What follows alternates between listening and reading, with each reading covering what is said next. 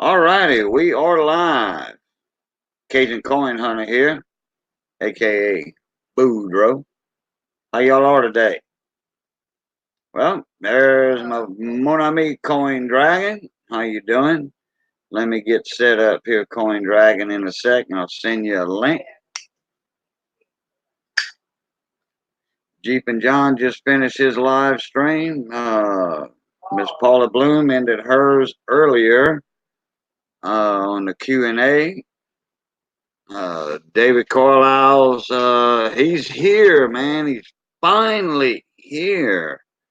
Okay, let me YouTube side open here.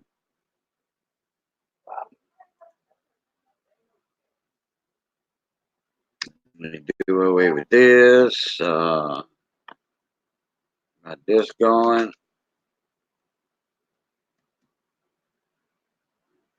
Click on that.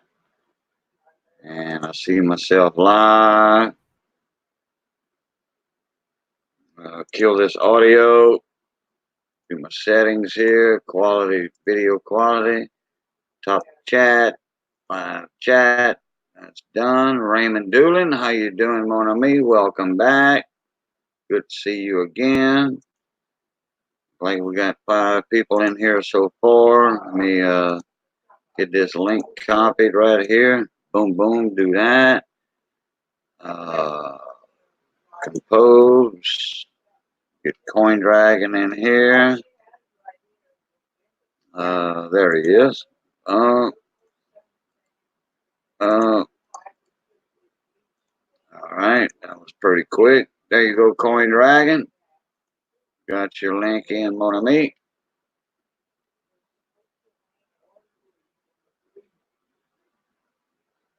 All righty. Like John at least got 1 W quarter out of that box of River of No Return. Hey, Wiki Maker, how you doing, Mrs. Chewy? Wiki, your package is going out tomorrow. Your other package is going out tomorrow. I picked you out a nice special coin for the one that I promised you. Cheerily did. That's going to go out. It's going to have a tracking number, and Tim's going to catch the tracking number as soon as he gets it.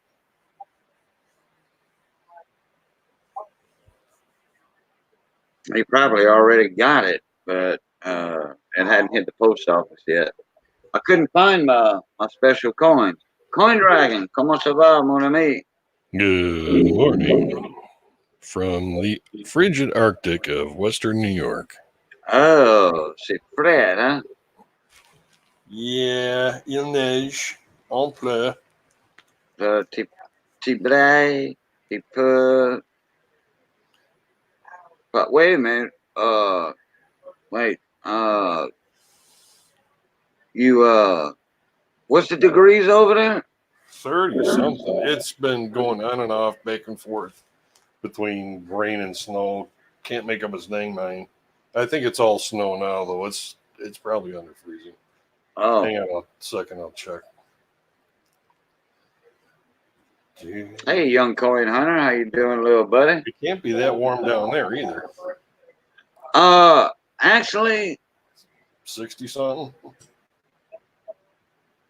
Yeah, I want to say it's in the 60s. Yeah.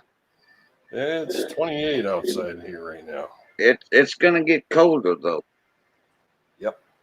We got that strong cold front coming through, affecting the deep south. Oh no, not the polar vortex. Oh my God, yeah. Ciao, bon Dieu. Polar vortex. Man, we used to call them the Alberta Clippers. Mm-hmm. Exactly. Happens all the time. Alberta Clippers, I mean, that's kind of a nickname for the schooners, the Clippers, schooners, stuff like that. Them fast sailboats. Blow through real quick. Yeah, they blow through real quick. It gets cold, and then it takes a couple of days to warm up after that. We're supposed to get probably an inch or 2 on the ground I think they said. Oh, okay. So measurable. Okay, Raymond's got a question in chat. Do you have a coin with a bow and arrow and it hits the owner of Sears on it? Because I see on Google today my Sears is closing next year in February. Didn't even know they had a coin with a bow and arrow on it. With that. Wow, young coin hunter, 14 degrees. 40 degrees. Whoa. No, También frío. no, I said that wrong. C'est trop froid. 14 heures. Yeah, 14 heures. 14 degrés. That's how I would say it. Well, 14. 14, 16, 17, 18, 19. 14, yeah. Like 14 years old, 14 ans. Mm-hmm. Johnny Gooch. Wow. I know a Johnny Gooch from South Louisiana. I don't know if you're the same one, though, but I do know a Johnny Gooch from Abbeville, Louisiana. Imagine that. He said, hey, mate. Well, très bien, man. Yeah. Frank will say très bien, but down in South Louisiana in Cajun French, we say bien bon. That's the old French. The old French that we still speak from like 500 years ago. Because we held that old language down here in South Louisiana when we were exiled from Nova Scotia because we were so isolated and nothing else changed our patois. Oh, yeah. But like I said, Johnny, I know some Gooches from down here in South Louisiana. I do know a Johnny Gooch. I went to school with the guy. And I'm like, when I saw your name, I'm like, what? I'm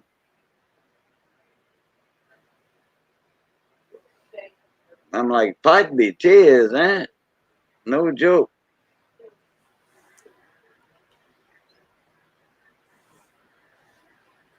What you been up to, Frank?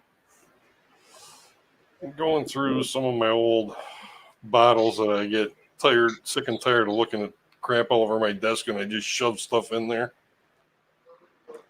I've been going through those because I've been out of customer rolls. I got been able to get to the bank. I got some good stuff to show off later on tonight too.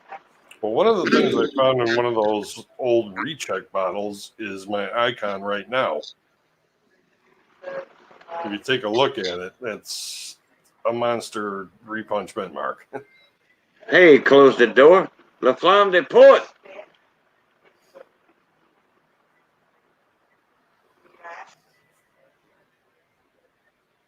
La Port de Nadia. Fais-moi pas des mouches.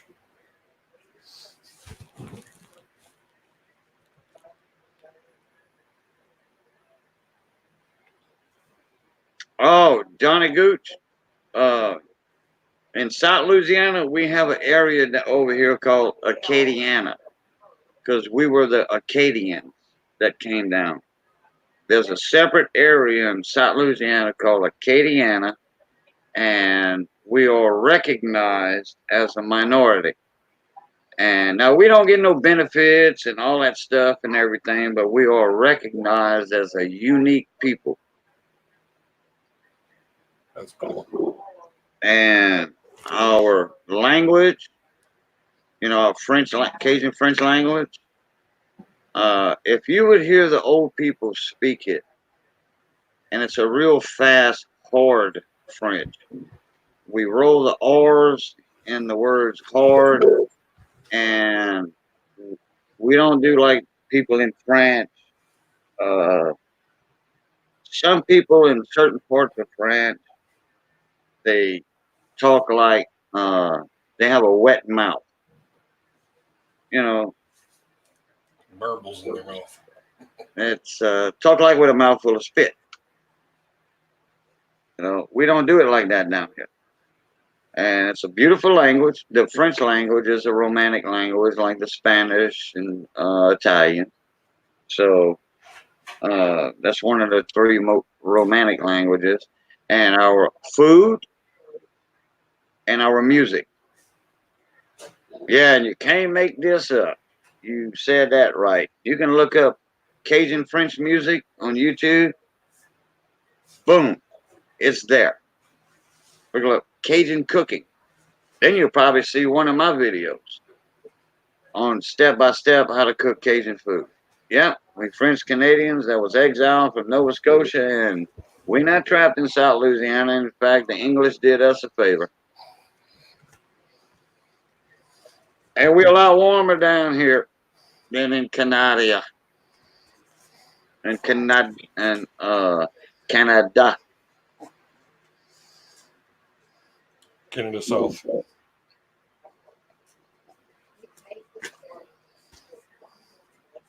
And I love it down here. You know, I made my living down here, and boom, boom, there it is. Zydeco, yeah, Zydeco music. Zydeco, Zydeco. That Zydeco is the uh, the black groups, African American groups that are French, but they have more of a mixture in their music. They got blues, rock. Then there's Wayne Toops and Zydeco Cajun, which is totally different. Zydeco Cajun and Zydeco is different, but he has that twist.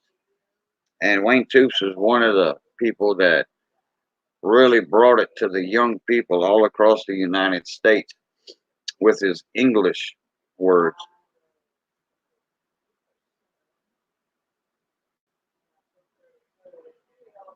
Hey, Johnny Gooch, uh, Maine, all that area up there in Nova Scotia. Guess what? A lot of people go up there and visit. A lot of tourists go up there from Louisiana and talk to their distant relatives, actually, and spend good money too. They do. They go up there for 4 or 5 days. They have festivals up there.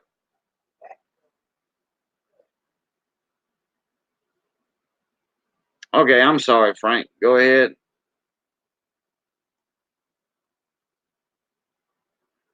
No, you're good. I'm just finishing up my dinner. Oh, okay. Yeah, I got a package in today. Uh,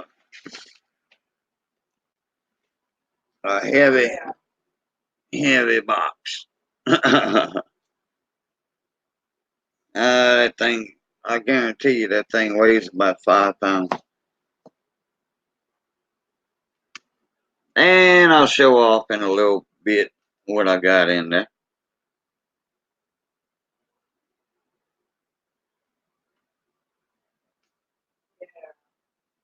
Captain Jerk, what's going on, mon ami?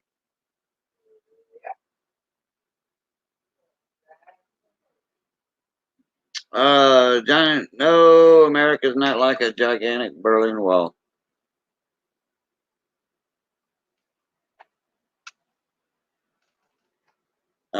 I mean, not according to South Louisiana. I mean, you know, we do have that region down here, and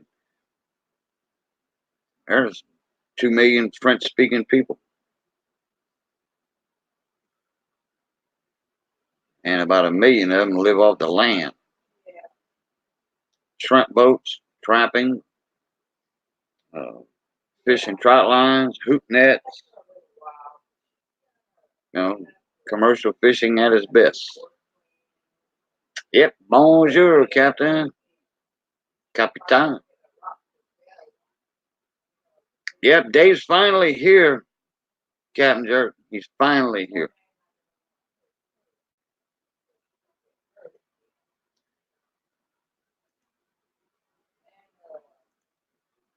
And let me see here. Captain, I don't have your email. Why don't you send me an email, if you don't mind?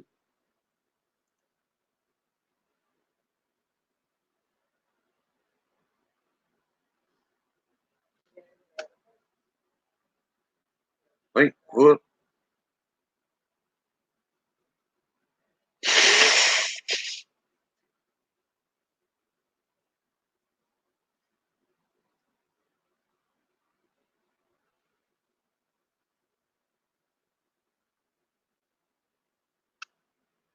Oh, Coin Dragon, did you catch some of that auction we had tonight that I hosted?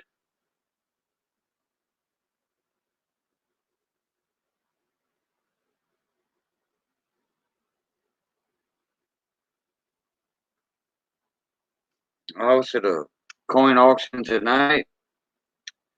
Uh, I didn't sell any coins. I was just a host of it. We had like 35, 40 people in it at one time. And then it was Joe Durbin, Mike Badger, and Beat Beat, Road Runner. There were them three guys in there, and I was hoping Coin Dragon would pop in and participate. And then Lemonhead started not long after I was running. And I think he's over with right now because I went to Lemonhead's auction, said hi, all that, gave him some channel support for 10 or 15 minutes. And then I said, wait a minute, let me see if Miss Paula Bloom's still on. With the weekly Thursday night Q&A, coin Q&A. And sure enough, they were still going. I was late, but I went there. Then I went Jeep and John's live stream. So, yeah, had some good streams tonight. Good streams. Young Coin Hunter, you want to pop up in here? I'll send you a link, little buddy. Haven't seen you in my panel for about a week or so. Oh, Coin Dragon lost connection.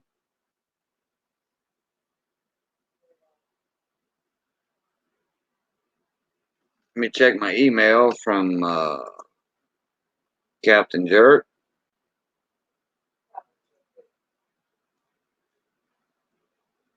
There we go. Okay.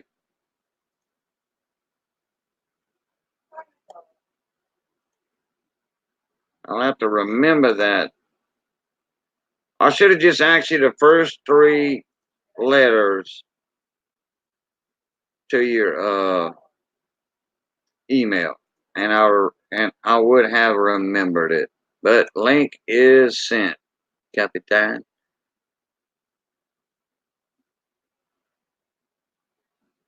Oh, midnight was in there.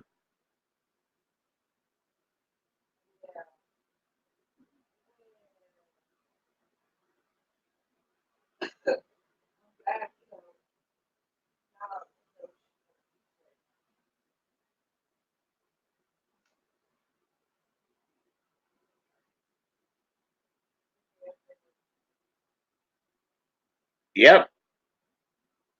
And some of those Lincoln rows were a battle, a battle royale. And that's what that box is over there. Bunch of all Lincoln cents, rows and individuals from Chuck Daughtry's Copper Coins, row reveals.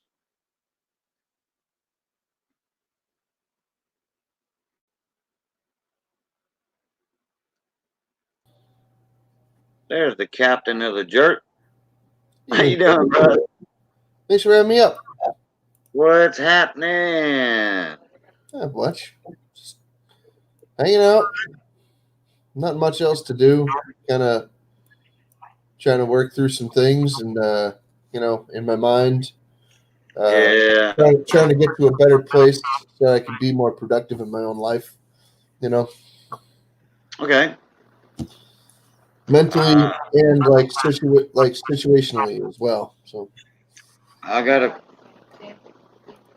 few things rolling around like this. I mean, in a good way. Okay. You see how I can wait.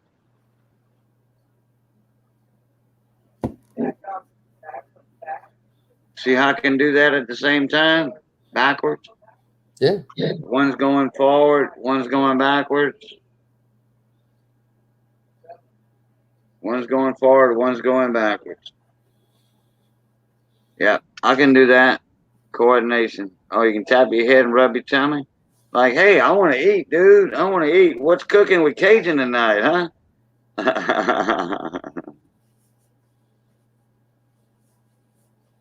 Miss Maria. Oh, too bad you're feeling bad. hey, Okay, Midnight, better soon. I hate the Marivons. Oh, I hate the Marivons. Midnight Silver Run, Coin Dragon, Maria, how you doing? Cervantes, Cervantes. it's a cool name. Yeah.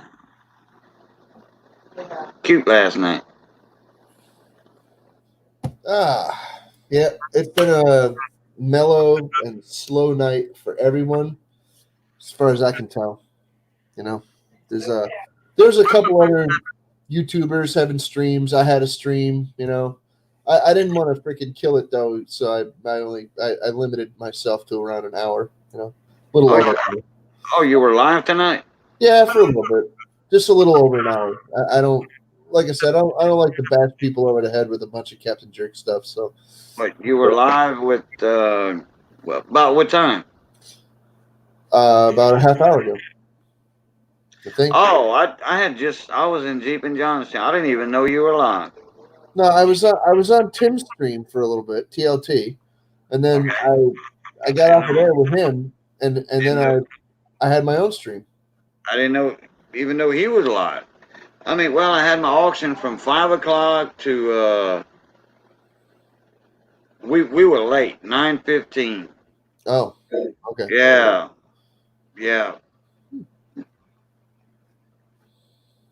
Yep. It went in overtime. Yeah, there's a couple other folks that had live streams tonight, but Yeah. no, I seen you were live, and I'm like, oh, well, Cajun's on. Well, that's cool. Yeah, I'm done with my stream. I'll go bug him for a little while. Yeah, it just came on 24 minutes ago, something like that. Yep. I was in other people's streams tonight. Well, mine went to, like I said, the Q&A, Lemonhead first, then the Q&A. Then I've seen Coin Dragon in there, then Jeep and John. Jeep and John ended. Yeah. And, it's a little after 11 now. And I checked, I didn't see nobody live. Nobody was going to go live from Jeep's channel. So Jeep will be here in a little bit. He had to go shove some food down his throat. He was hungry. He went through a box of quarters. Oh, The new release. He found a W. sweet. Yep, Cool. he did. One. That's odd for Jeep and John. Okay.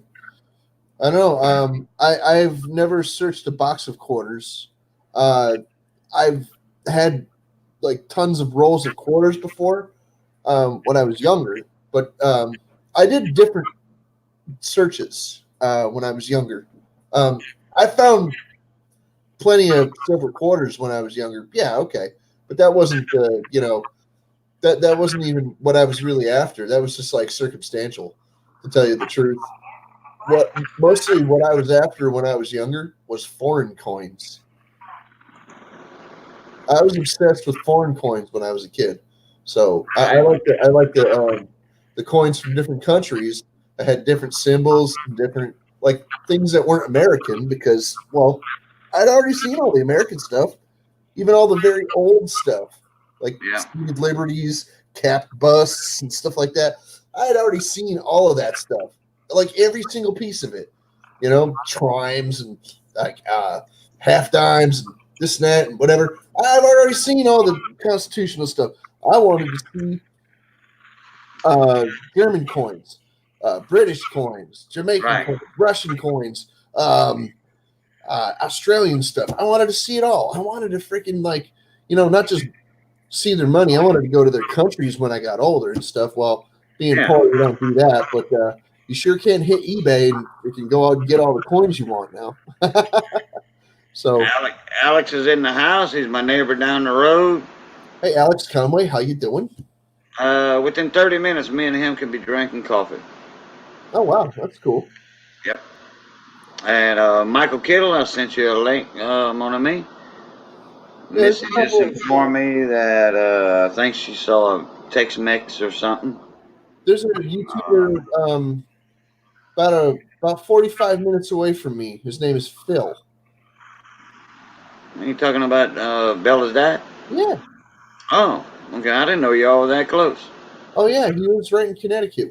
I live in Connecticut, so Oh, yeah, that's true. That's true. Connecticut's not very big, so anywhere you want to go in Connecticut, it's like less than an hour and a half generally. Maybe 2 hours if you go from like diagonal one corner to the other. Maybe, or if you hit traffic, and then maybe it's a couple hours. But most of the time, anywhere you want to go in Connecticut is like 20 minutes, half hour, maybe. So that's it. Rhode Island's even closer. Oh, Rhode Island. Oh man. I mean, if you live in Rhode Island, if two people live in Rhode Island, you're within just minutes of each other. Yeah. You travel a half hour in any direction from the border of Rhode Island, and you're already through it. There you go. Yeah. It's crazy small there. It's like Fred Carson, how you doing, mon ami? Well, we had the auction. I went to another couple streams, and Jeep and John ended his, so I figured I'd start a little coin chit chat and talk about the future silver wheels. pardon me. Sorry. And get some ideas on what we're gonna do on how to accept donations about it. Michael Kittle, Fred Carson, how you doing? I'm thinking about going with Google Pay since a lot of people have Google. If they have YouTube, they have Google. And if you have Google Gmail, then you have Google Pay. Okay. It's automatic. Then I need to figure out a way to create shipping labels. I think I'm going to go through, what's that, stamps.com or something like that there. You can create shipping labels through USPS as well. No, yeah, I can. Click and ship, right? Click and ship. Oh, that feature on the USPS site, yeah. I mean, yeah, you could. There's a bunch of different companies that you could use to freaking create shipping labels. Yeah, no doubt. But with click and ship, my issue is they only allow me or whatever on that site I'm on, and Tim, TLT, he told me USPS.com and all. I'm like, okay, and I went to that. I'm like, well, wait a minute. It brings me back to click and ship, and I'm already signed up for that. But it only allows me, it doesn't allow me to do the envelopes. It only allows me to do these priority boxes, Oh. Yeah. Okay. But stamps.com, it's $18 a month, and then you get like some free incentives when you sign up. Okay. And you can print labels and stuff, but it's $18 a month. And guess what? At $18 a month, that still saves me money from going to the post office and doing one of these. That's why my shipping is so cheap, because I can make this cheaper than if I were to bring it to the post office. About 50 cents, 75 cents cheaper. That's why my shipping is so cheap. I don't do any of that online label printing or anything. I simply take an envelope like this, I address it, and then I put my own, like, let's say this is a bubble envelope, right? Like the one you just showed, the yellow one. I take a magic marker and or a pen, and I put the label on there myself by hand, and then I put my own postage on it, like this, with the stamp. This is my last stamp, by the way. So I'm glad we're having this conversation. It encourages me to order stamps. Right, correct. So I'll put the labels on myself, word for word, letter for letter, number for number, every line, every detail, every freaking syllable, every comma, every period, all of it. You know what's in there? I cross the T. I cross the I dot the I. I dot the T's. I cross the I's. There you go. You know what's in there? What's in there? Gold and silver. Oh yeah. Yeah. I'm not putting that in the envelope. Oh no. Gold and silver objects go in priority. Yeah. Well, this is 2-day shipping. Okay, with a tracking number. Yep. Okay. Yeah, But I'm not going to send that in that $8 box. Yeah, that's when this is $4. Oh no. Something small, something insignificant. That's like under like 10 or $20. I just throw it in an envelope and yeah, correct. It goes directly from my house, but I still print the label. If it's something $20 or over, that's going to the post office. Yeah. Generally. Dragon Ken, how you doing, mon ami? Brian Wydell, welcome back. Hey, Matt 83, mon ami. Hey Matt, Brian, Dragon Ken, how you doing? Good to see you, fellas. Welcome back, Matt. And Matt's on the boat right now, and he will be stuck there for another month and some or something like that. Oh boy. Oh wow. Yeah. I'll be right back. Take the stream over. All right. So, does anybody have any interesting anecdotes about the weather? If anybody doesn't know who I am the receding hairline Captain Jerk. If you don't know my channel, you can go and check it out if you'd like. I'd prefer if you stay right here and freaking watch Cajun Coin Hunter. He's a much more interesting fella, I promise you. You're not going to find this kind of content on my stream because, frankly, I'm not a coin collector. I just hang out with the coin community because they're awesome people. Now, I do a little bit of collecting here and there. There's only certain things that I will collect, and I'm not really into pennies necessarily, but I'm into silver and $50 and stuff. And well, I'm here to just sit that and learn. Actually, I would like to learn as much as I can about coins and collecting, and what better place to do it than in a place where coin collectors come to commiserate. There you go. So, but hey, Big T Coins, how you doing?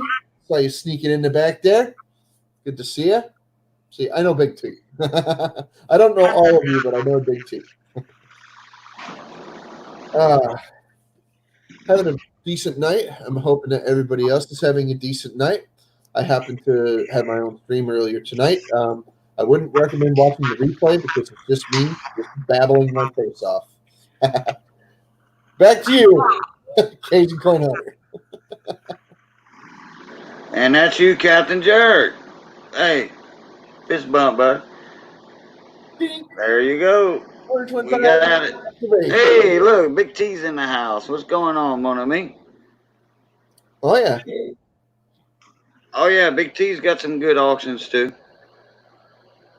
Yeah, He does. I didn't even have your bell rung because YouTube pulled a fast one on me. They always do. I had to ring the bell for Found It Buried again tonight. I didn't see him go live. He was live, probably still live. But yeah, Hey, I'm ringing all my bells. all right there, Mr. We. I sent you a link, mon ami. Yeah, Big T, I think I'm gonna transfer over to stamps.com since my PayPal is froze right now, and I can't even ship labels with my PayPal account froze. Well, wait a minute. They did that to you too? Yeah, yesterday. They've been doing that. They did that to Phil. Yeah, they did it to somebody else a while back. I forget who it was, but they did it to somebody else. But guess what? It wasn't nobody reporting me or anything, or like an issue with a transaction or a coin that wasn't sent out. It wasn't that. I was on the phone with PayPal, and the representative informed me because I was trying to confirm my bank account so I could collect the invoice. And the representative, forget the guy's name,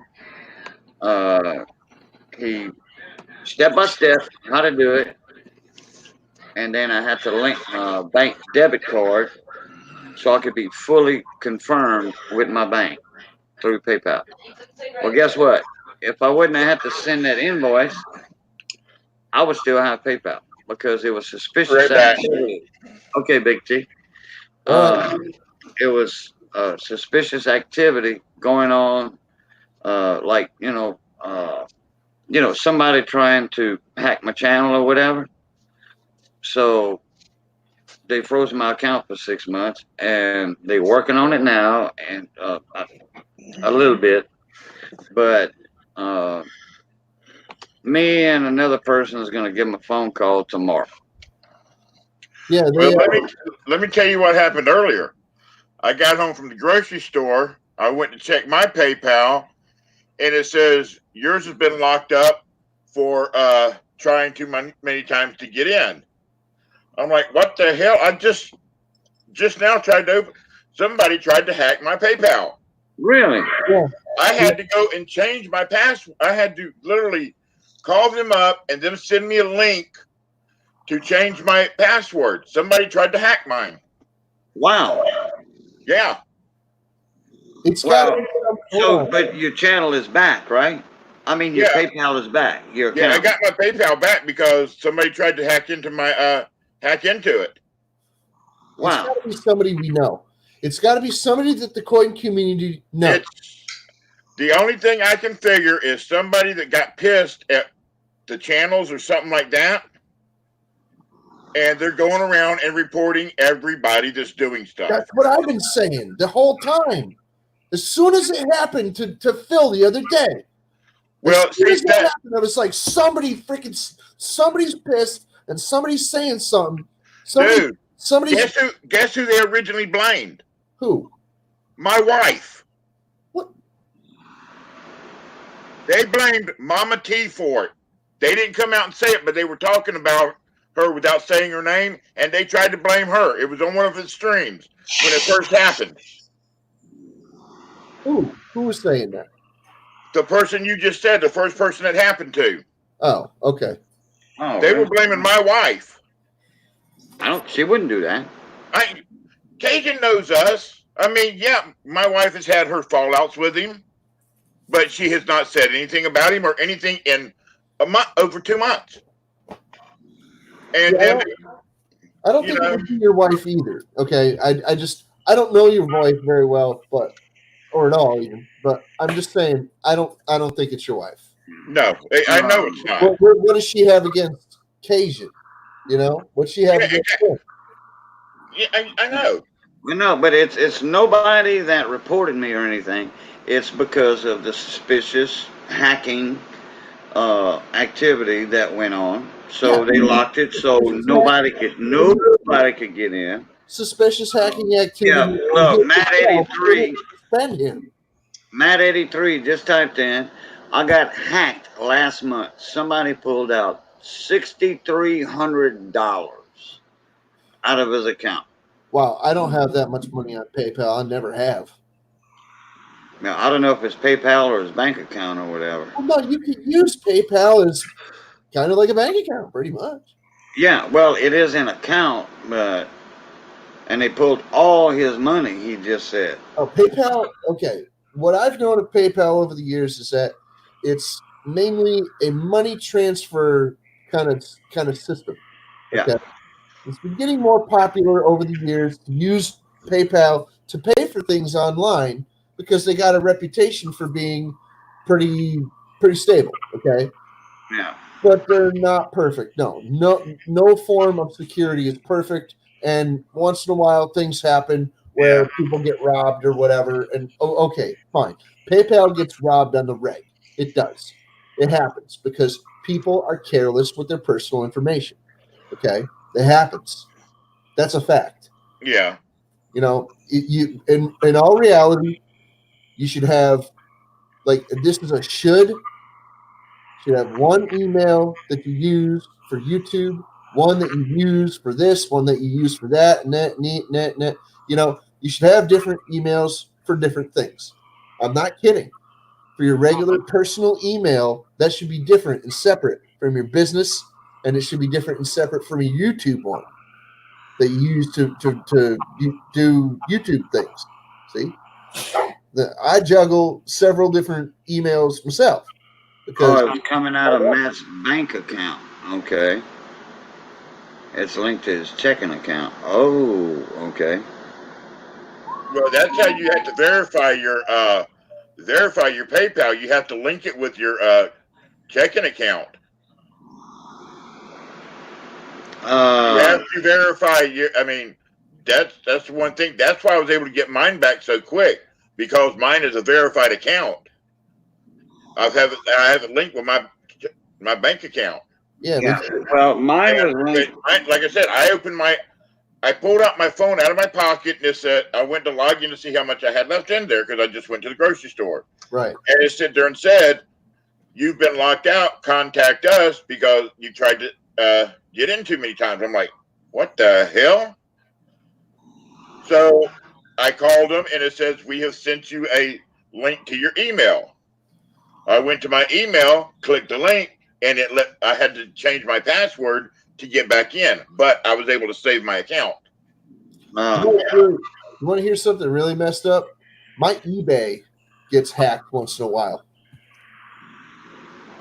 And people sell things on my eBay, like a hot ticket item that's like blowing up, right?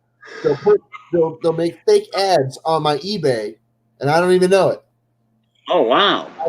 Because for some reason they get a hold of they somehow somebody or whoever gets a hold of like some of my information somehow. I don't know how, but because eBay has very, very stringent security precautions. Okay. Oh yeah. How they do it, but they get into my eBay and they change my freaking email. They change my email and they change by one letter. They change my email and they change my password. Oh boy! And they lock me out of my freaking account. So I have on my cell phone, I have eBay's number on freaking, so I can freaking dial that number anytime I want. If I freaking suspect anybody's messing with my eBay, anytime now, I'll call them up and be like, "What's going on?" Yeah, because you sell those custom Zippo lighters and I try. yeah, well, you know what I'm talking about. Yeah, hey, Captain Jerk makes custom Zippo lighters. He takes That's a real all I Zippo. carry is a Zippo. Yeah, me too. Oh. Yeah. And oop, there it is, right there. That's a real lighter, babe. But yeah, Captain Jerk makes custom Zippo. He takes a real Zippo lighter, and Yeah. you will never recognize that lighter once he gets done with it. He's got them with coins in them.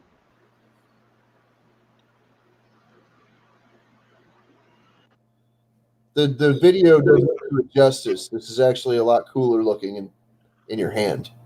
I want you to show that one, that round one, with the quarters or the nickels or whatever it was. I don't even know where I put that one. I think I put it away. Hang on. Man, that is too cool, Big T. You ought to see that. Yeah. Man. Oh, bad back. Bad everything right now. I'm not having it tonight. I hate getting old and beat up. Oh, we all. And I'm old and beat up. Hey, there's Mama T. Hey, Mama T. How you doing? I'm the oldest one in here. Now this, Mama T's in the house. Hey, Mama T, how you doing, Shy? now this is a custom lighter. Right here. Oh, I like that. Yeah. And it is a Zippo. Top of it's At one blue. time it was, but show the top and bottom. From when I heat treated it, the chrome turned blue. Midnight blue chrome. Look at that quarter. Oh, wow. That's What year is that? 69. 69. It doesn't A have lot of people's favorite number. 9D. Okay, I'm PG, so watch my mouth. And then on the bottom, here's another one. I don't know what year that quarter is. I think it's a 71 or something. But when you open that feller up, you see on the inside, you can actually see that's the eagle right there. That's the eagle on the inside. On the lid part, Wow. and then the head on the other part. You can barely see that, and I won't be able to show it to you. I still got to clean up the edges of the inside of the bottom part. There's some solder lumps in there, but Hey, I soldered them in there good. And this used to be a Zippo case. Okay. All I did was cut off the top and the bottom, the very top skin and the very bottom skin, and I freaking heated up with a torch so it's nice and soft. Rounded it out. I rounded it out, and I left that original hinge right on there. That's the one that came in the lighter. right. That's the real Zippo hinge. And then I took some of this copper flashing. That's copper. And I Yeah. rounded it out as well. You can see that's just a piece of copper flash, and I haven't even soldered that shut yet. And this will fit right in there like that. And it'll stay closed when I close it. Yeah. Pressure fit. I do decent work. I've also got one. This is really rough, so bear with me. I got one that's regular size Zippo too, because this one is actually a Zippo Slim right here. See the size difference? Yeah.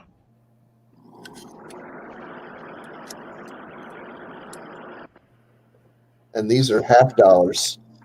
The one in the bottom is a bicentennial. It's black right now because I need to clean it up. But the one on the top is a 1964 silver. Silver. Yeah. So L'argent. oh, you want to see a cool coin you probably never see again? He doing TLT. Damn! Fancy seeing you here. I've been on a bunch of streams tonight, apparently. This is for the Travelers Insurance 100th anniversary. That is one big commemorative medal. Yeah. Like, woo! That is a big one. That's a big sucker. It's Mama G. copper. Hey, believe me, she has been too, Cajun. Okay, Michael Kittle. Let me see who I missed in chat.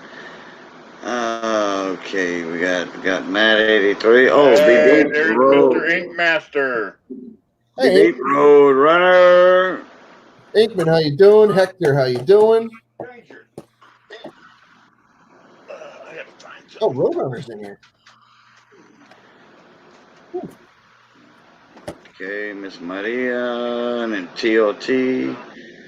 Oh, yeah. Boy, he's way up there, and I didn't even see him. I'm sorry about that. We were chatting. It happened. Yeah, and then when I talk, my hands are moving like that, and I'm kind of looking at the camera and looking at y'all, and for some reason when I talk, and Cajuns and Coonasses talk with their hands, and I don't pay attention to chat. I guess I can't tap my head and rub my stomach at the same time. We tried.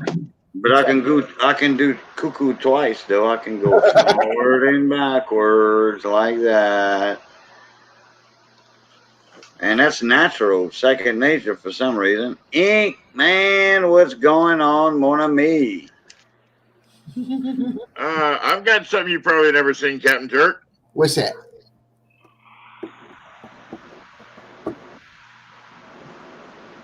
Silver Good for Dollar one screw. Hotel.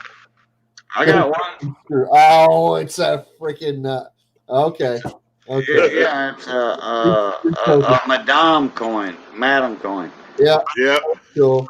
I have one, but it's not like that one. Mine's from Tucson, Arizona. Yeah. I've had the freaking the guest tokens for the strip club and stuff. Me and my friends used to pass those around to each other. We thought they were a joke. We thought they were. We really thought they were a joke. It was a free lap dance token. And there was a bunch of them. We passed them around between me and a few friends. And finally, one of my friends got smart, looked it up, and he's like, "No, it's real." Really? Yeah, it's real. I could go. I could go get a lap dance for this. And Yeah, it was bought and paid for. That business Yep. is still in business. But Yep. guess what? Yep, he went down there. He freaking got he cashed that in, and he was just like, "Dude, I'm going back." Okay, fine. Look, Yeah. Matt 83 said, "Come pick me up, Cajun. I'm by I-10 in Lake Charles in Westlake." Oh, that's about an hour and. Oh no, well, I had a couple of beers. Missy had a couple of beers, and she will not get out at night. She will not take that chance, even with a beer or two under her belt. No, I don't drink either. I don't. Let me know next time, Matt. I'll go visit. I've seen where you pulled up to Labarge's over there. Labarge, I mean. I don't Labarge. drink either. That's a casino. He's banked up by a casino. I will drink, but I won't drive if I've had a drink. And I tell you what, Labarge, oh my God, if you want to go eat a buffet at a casino, everybody goes to Labarge's in Lake Charles, Westlake. Oh man.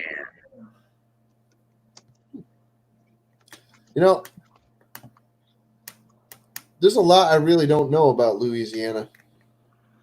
Yeah, but hey, they got Louisiana seafood. They even got Alaskan seafood. Like the king crab. And it's full of coon asses. I went to Louisiana. That's right. I went to Louisiana for Mardi Gras. Where? I went to Nolans for Mardi Gras. Nah, that's the wrong Mardi Gras to go to. You need to come to like Eunice, Mamu, Grand Mamu for that traditional Mardi Gras. You're gonna have a better time, and you're not gonna get stabbed and killed and robbed. We didn't get stabbed, killed, or robbed, but my cousin got arrested for showing off her naughty bits, and I'm not talking about lifting up her shirt. Naughty bits? Okay. Well, how does she do it? She decided that she was going to open up the front of her pants She had been showing off her girls all night, but Yeah. nobody had a problem with that. Of course, she's gorgeous, you know. Oh, so she showed off the He other dropped trowel. the Yeah. tortue, the Yeah. tortue, the She turtle. in front of her pants and started to shimmy out of them, and a police officer was standing like 5 feet away from her, right in front of her. Oh boy. Don't, because this guy up on the balcony was like, "Come on, let me see something." And she's like, "I'm not showing you." He's like, "Show me your ass," and she's like, "I'm not showing you my butt." So she decided to open up the front of her pants. And, well, I told him, "Don't show him nothing. There's a cop right there." And he ignored me. And you know, in New Orleans, Got thrown in a paddy wagon. if you get caught, there's a lot of town, Metairie, New Orleans, what have you. If you get caught not using a porta potty, the cops are not going to arrest you or write you a ticket. They're going to make you take your shirt off and wipe it up, wipe your pee off the ground, and make you put that shirt back on. Yeah, that's your punishment. I'm so glad I used the porta potties when I was down there. Yeah, Andrew, what's up, mon ami? Oh, I didn't always, but I tried. Is Tim leaving? Oh, Okay.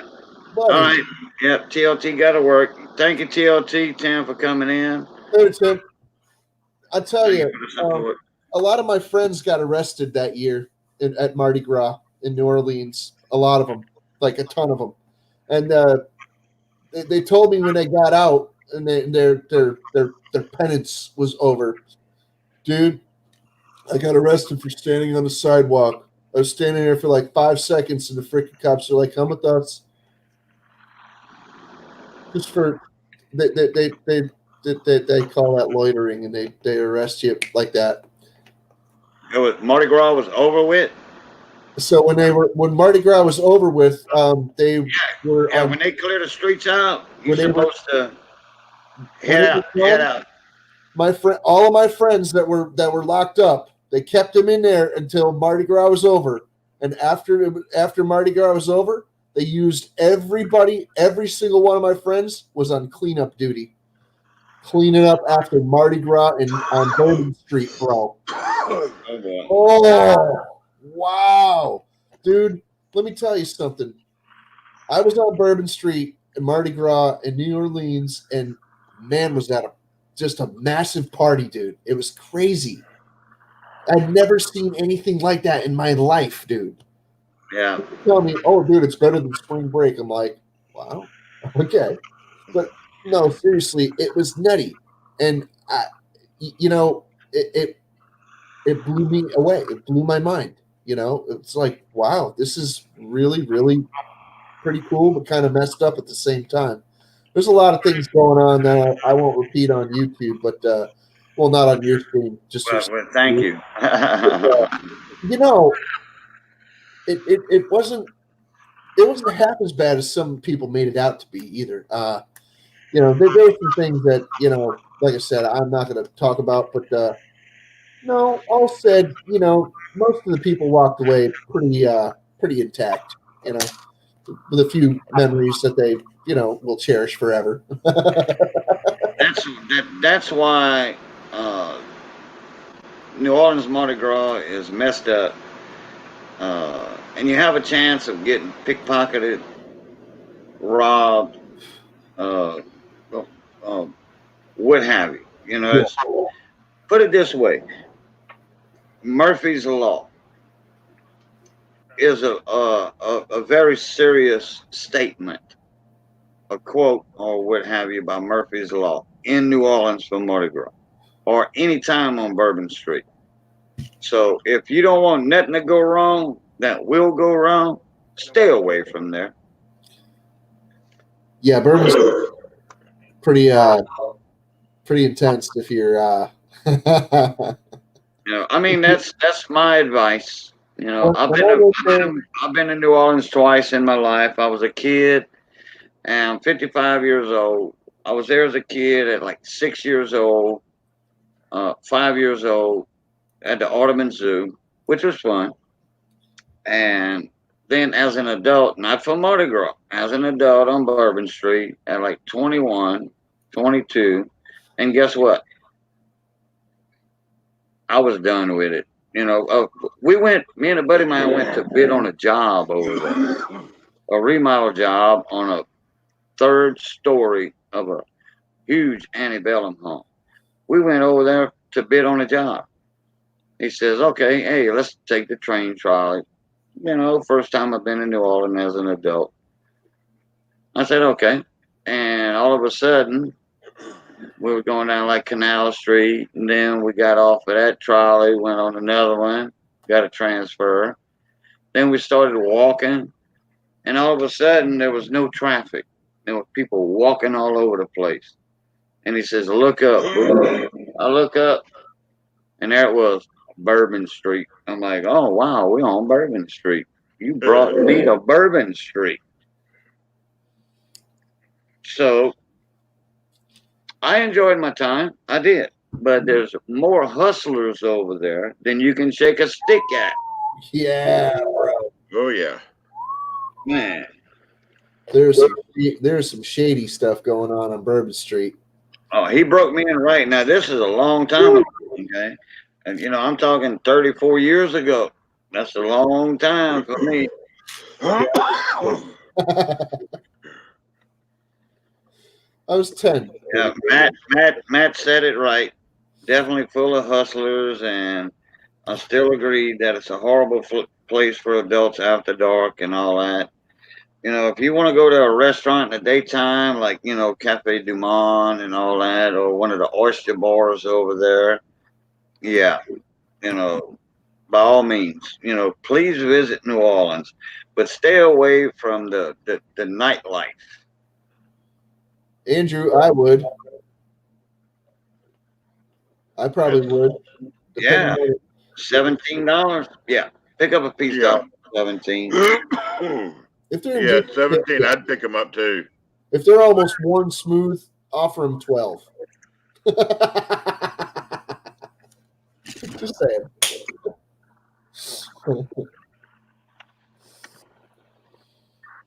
Yeah, $17 piece dollar, $17 piece dollars.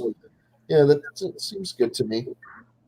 Up the street, there's a coin shop up the street from me that usually gets like anywhere from 18 to 20 for them. Yeah, they'll go in price for them. Alex Conway, my neighbor down the road. Jump in, babe. Sent you a link. Silver dropped a buck in the last couple of days. Really? So it's back down to like 17.40, 17.50.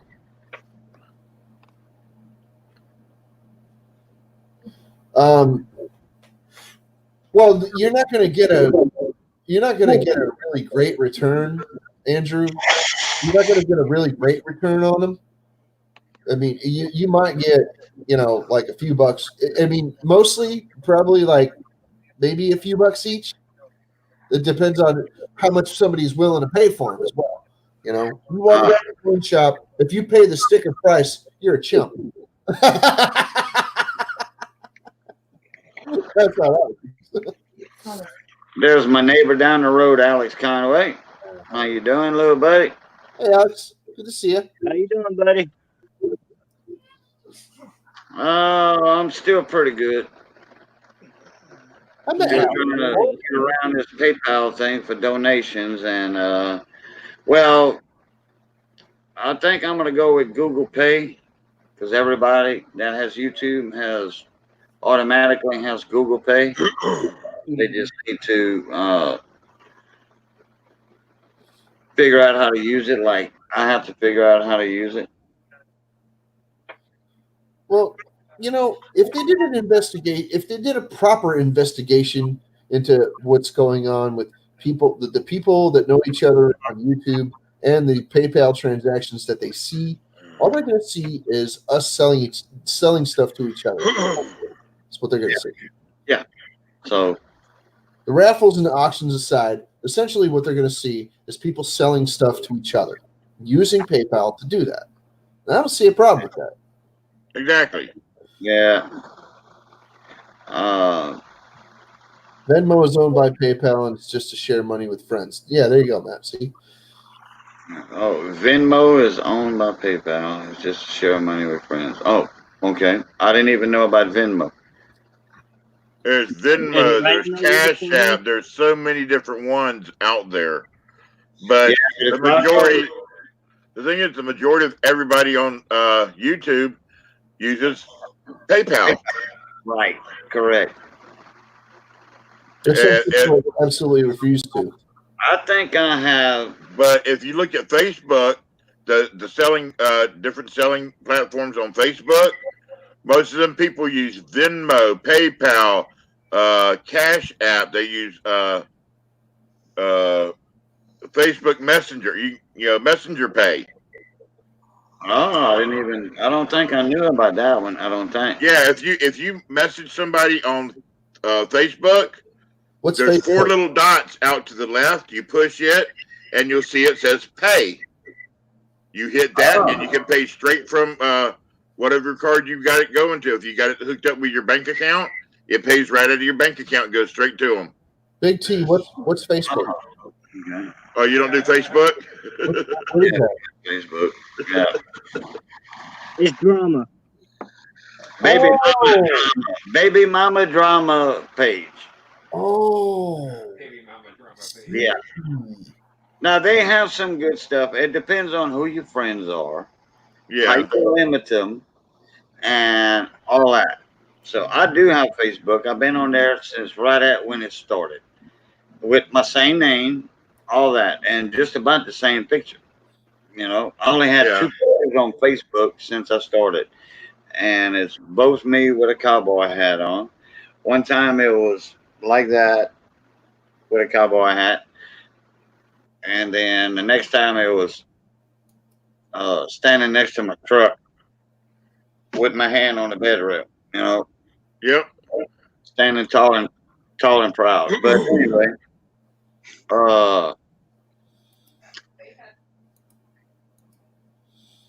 I don't accept friends when somebody makes a friend request. You know, a lot of Facebook people do. You know that it's a race to how many friends you can get on there, how many people you can add to your page. Guess what? I don't need all that. You know, I'm there to keep up with family and friends, and that's it. Mm-hmm. You know, I found out my uncle died on Facebook. Oh. I didn't get a phone call. I found out my uncle died on Facebook. Yeah. Yeah. And Now that. we get, believe it or not, we get some of the stuff that we have in our auctions off of Facebook because we get a good deals on them. Right. And that's how you know a lot about Facebook Messenger payments. Whatever. Yeah, because I do some people do the messenger pay, and I'll pay them like that. But and I have my messenger pay, like Matt says, through my PayPal because of disability. I don't want the bank seeing the extra money going into my checking account. Oh, that's the way around they tend to do it under the table. That's one of the flaws that That's good, you know. Well, that's one of the flaws that I think that some people have with the whole PayPal thing is that they freaking transfer the money from their PayPal to their bank account. I don't. Once money's like, unless I absolutely in my freaking Have to. account for some reason, it's never going to hit my bank account unless I absolutely need it in there. I just Exactly. need PayPal. Now here's why. Because I have a PayPal debit card. Yep. So I don't have to transfer PayPal monies to my bank account. I can spend, and I have a freaking online account where I can spend money and just use my PayPal to pay for stuff. Like, no. Uh, But I also have a freaking bank, like a debit card. Yeah, I can just Right here. Yeah, I got the exact kind of card. Yeah, I have the same one. I could go and freaking use that at Home Depot, at freaking any department store or anything. Yeah, PayPal. see, I got that too. Yeah, but I can't use it.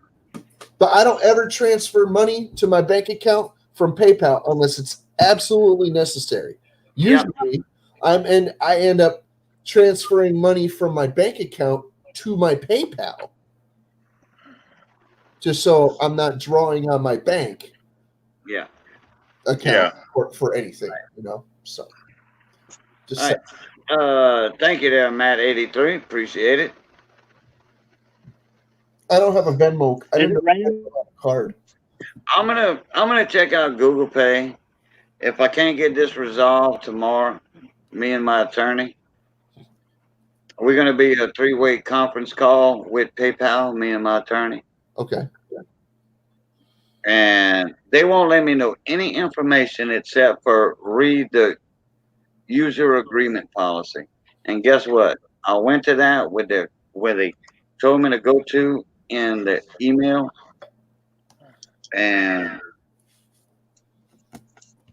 it's because I tried to confirm my bank with the new debit card from my bank. If I would never have to send that invoice out, an invoice for a transaction, I would still have PayPal right now. So you think they were setting you up? No. He's a good friend of mine. He sent it later without the invoice. It's a No, rec- I'm not talking about your friend. I'm talking about PayPal. Oh no. What it was is PayPal's computer caught on to suspicious activity with maybe somebody trying to hack my account. Like mine earlier. Luckily, I was able to save mine. So, and I got on the phone with PayPal yesterday for 45 minutes and Okay. explained to him that 2 days before that, I tried to confirm my bank account, and as per PayPal representative, and I'm like, is that the reason? They said, well, we can't tell you that, because we don't have that information. So she talked with a supervisor, and she said, my supervisor said, check user agreement policy. And guess what? I checked everything. Excuse me for the noise. And I'm by the rules. I'm by the rules. They even told me I was doing everything the right way. Yeah, I still don't see why they would shut people down for 6 months. That seems unnecessarily excessive. That seems unnecessarily stringent and excessive. It's So big coins too. huh? I was talking to Big T. I know he does coins No, I'm too. not leaving too. She said she was leaving. I was just telling her to have a good night. Right, Maria. Hey, Cage, is it raining over there? With that, Is it raining over there? is it raining? It was raining a little earlier. It's raining here. Yeah, he's down the road from me though. It's raining here. Well, he's an hour away. So if we wanted to drink coffee or eat lunch or something, I drive 30 minutes. He drives 30 minutes. End up in Slidell. No, he's in Livonia. I'm just kidding. Yeah. That's the only other town that I know of besides New Orleans. Oh, okay. What about Lafayette, or as some people call it, Lafayette? I don't know Lafayette. Yeah. I don't know Lafayette. Oh, okay. No, I don't know much about Louisiana. I had I guess I'll call him a sibling that was stationed in Camp Rattlesnake. Fort Polk. Yep.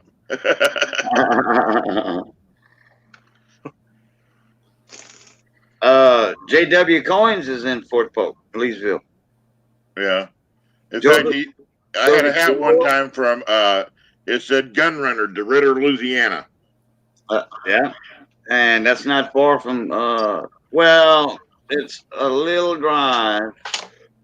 DeRidder is south of Fort Polk and Leesville, but Joseph Worrell, which is J.W. Coins now, and a lot of people know him, but he's over there. He's in the military. The military brought him over there. Put it that way. Well, Dragonkin, if you don't have a major credit card, how did you buy your second mansion? I'm just kidding. Yeah, Matt 83 is down in South Louisiana. He's down there right south of Houma. He's in between Houma and Chauvin. Yeah, I don't know a lot about that entire state. I know that you got some bio, and I know there's a lot of great cooking down there for sure. My goodness, dude, you guys eat some good food down there. Oh yeah, hey, My goodness. shrimp potatoes last night, and I'm fixing to eat some more shrimp tonight. Shrimp stew, the leftovers again. I love shrimp. Oh yeah. Oh, No doubt. shrimp. Yeah, Hey, have y'all ever watched Swamp People? I Tell him, don't. Cajun. I don't think so. Matt 83. Okay, it was on the History Channel. I don't watch Swamp TV. People with Troy Landry hunting the gators. The Gator hunting channel. I don't watch TV. Oh, okay. Well, Gator Queen Liz. Okay. She used to hunt at the first start of the shows. She hunted with Troy Landry from Pierreport, Louisiana. All right. She's married to my cousin Justin Choate from Pecan Island. And then when she left Troy, Swamp People, the producers, directors, all that said, well, why don't you and your husband team up and all that? So they did. And then they split them up a little bit, not much. And it was Liz and her daughter Yeah. and Miss Broussard, that little Broussard girl. Okay. Yeah. They want the ratings. Okay. And so anyway, and then Justin teamed up with a guy. When Liz went with her daughter, Justin teamed with a buddy of his from over there, and they were around White Lake and all that, Bear Lake, and they were hunting the water part, and Liz would go in the marsh, on the roads, the private back roads along the canal. Hey, Miss Mia, how you doing? Yeah, that's right. I can drive up to Matt 83's house in his backyard or his front yard in a boat. All I have to do is find a place to launch a boat. Now, I can't do it. I don't have a bayou right next to my house. But I just go to the nearest boat launch. And if I had enough gas, I know how to get to Matt 83's house. All by boat. So, hi Mia, how you doing? Good to see you. Traveling John, how you doing? Traveling John's in here? Yeah. Oh, he must have just jumped in. I don't see him in chat. I'm on the StreamYard side. I'm on both sides. I can see both. I see him now. Yeah, there's a little time difference between when somebody types in chat on the YouTube side. There's like 5 seconds. I usually do a pop-out chat. Even when I'm doing my own live streams, I usually do a pop-out chat. When I'm YouTube. Oh my goodness. Yeah, well, I can go on the YouTube side, but I'd rather be in the StreamYard side. That way I can see people talking and watch to see if anybody jumps in the bottom in the background. backstage. When I was doing my stream earlier tonight, my live, like, from my perspective, my live comments didn't even show up. It wasn't even working at first. So I freaking like scrunched my screen over and put a pop-out chat over here and enlarged it so I could see, like I had better visibility. So right now I have, like, even right now, I'm on StreamYards, yes, and I can see the StreamYards live chat comments if I want, or private chat if I want, and I have a pop-out chat over here. So 2/3 of my screen is StreamYards, and 1/3 of it is live. Well, right now it's Top Chat, but I'm going to do live chat, YouTube. There you go. Well, how are you doing that? Like this.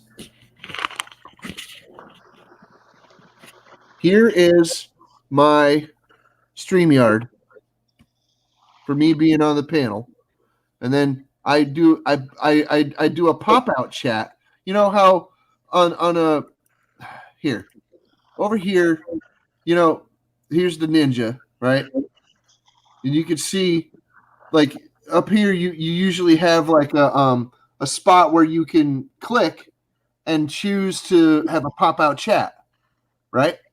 Well, that's what I did. See, I can restore it even. And now Wait, you on StreamYard side right there where your cursor's at now? I'm on the YouTube part right now. Oh, okay. I'm on YouTube part. Then you hit the 3 buttons over here, the three dots. See? There's your chinny chin. There's you. Yeah. So now I hit pop out chat and it pops out. I put it over on the side here. And I adjusted the size because it never comes up right. I don't know why. And then I have StreamYard, and I've got this over here now. See? Oh, I have okay. StreamYard on one side.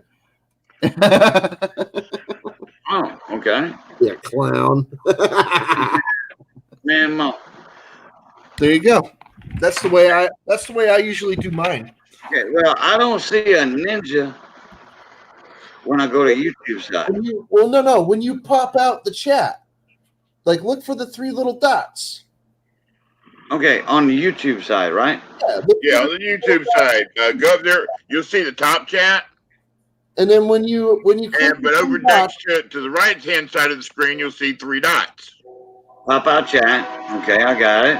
Yeah. And then when you pop the chat out, there's your ninja. There's your ninja. See?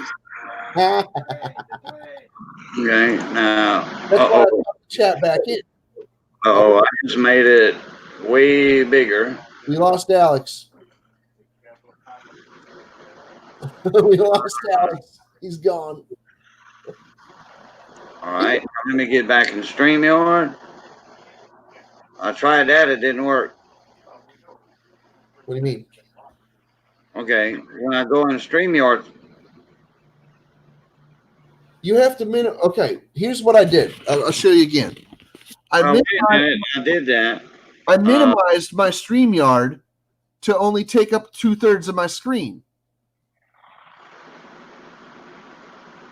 I hit the minimize, right, up in the corner here. You hit minimize, right? Yeah, hold on, let me get back in StreamYard, okay? You hit the downsize button, and then you adjust it so that it's only 2/3 of your screen. Okay. Oh, okay. Let me get back to StreamYard. You can have the pop-up chat right here as 1/3. Well, that's how I do it. You can adjust it for whatever ratio you'd like. I do 1/3 to 2/3. So you can have both. You can have a live comments from StreamYard, and you can have top chat or live chat from the YouTube side, both on your screen. And you could see the time differential and the lag and how it freaking I completely lost my chat. And how it affects your freaking what do you mean? I lost my chat on the YouTube side. Look in the tray on the bottom. Hover your pointer over the tray on the bottom. Okay, what I'm looking for. And then, wait a minute. I think I see it. Yeah, it should have two little. It should have your regular window and then your freaking chat window Oh, I see it. that you popped out, and then click that, and it should go pop up full size again, Okay. and then adjust it. Like drag the corner. You know how you drag the edge of the corner. So I to have to. size it. Okay, it's full size right now on YouTube side. Yeah. I mean, the only thing I see on YouTube side is a whole screen of chat.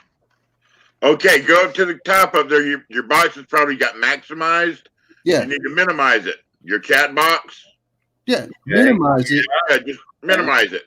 and then you can. I'm down to about 6x7. Yeah, and then you can drag the corner and readjust the size and the shape accordingly if you want a square. Yeah, that's what I got. I got up the YouTube chat box. Yeah, you can adjust that. See, watch. Observe. Go right there and you minimize, and then you get a smaller one. But then Wait, I'm doing that. Okay, I made it smaller. Now it's about now you 3.5. That's about 3.5 by something. So I'm going to drag it to the right of the screen, right? Yep.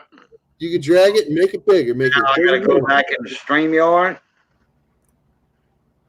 You go to your StreamYards, then you pull your top chat on top of that. Basically. Okay, now let me go in StreamYard. All right, now let me go in the bottom and See, now you have two windows open at the same time. I know it's a little laggy, it's a little inconvenient, but I mean, if you want to have YouTube chat instead of, if you want to have YouTube chat popped out so that you and visible so that you don't have to go back and forth between two tabs in the same window, just pop it out in a different window and readjust so that you can see both. Now you can see your StreamYard and your YouTube chat, your live like stream chat. What everybody, you're seeing the same chat that all of your viewers are seeing right now when you do a thank you very much. I got it. Thank you. I didn't know I had to go down in the two tray down in the bottom and then click on it to add it to my StreamYard because you did it real fast and I didn't see how you did it. But I got it right now. I can show y'all whatever of it. I have it though. I'm on YouTube side down here. Between two activities that will entrench them. Oh, what is that? Why? Let me show you what I got.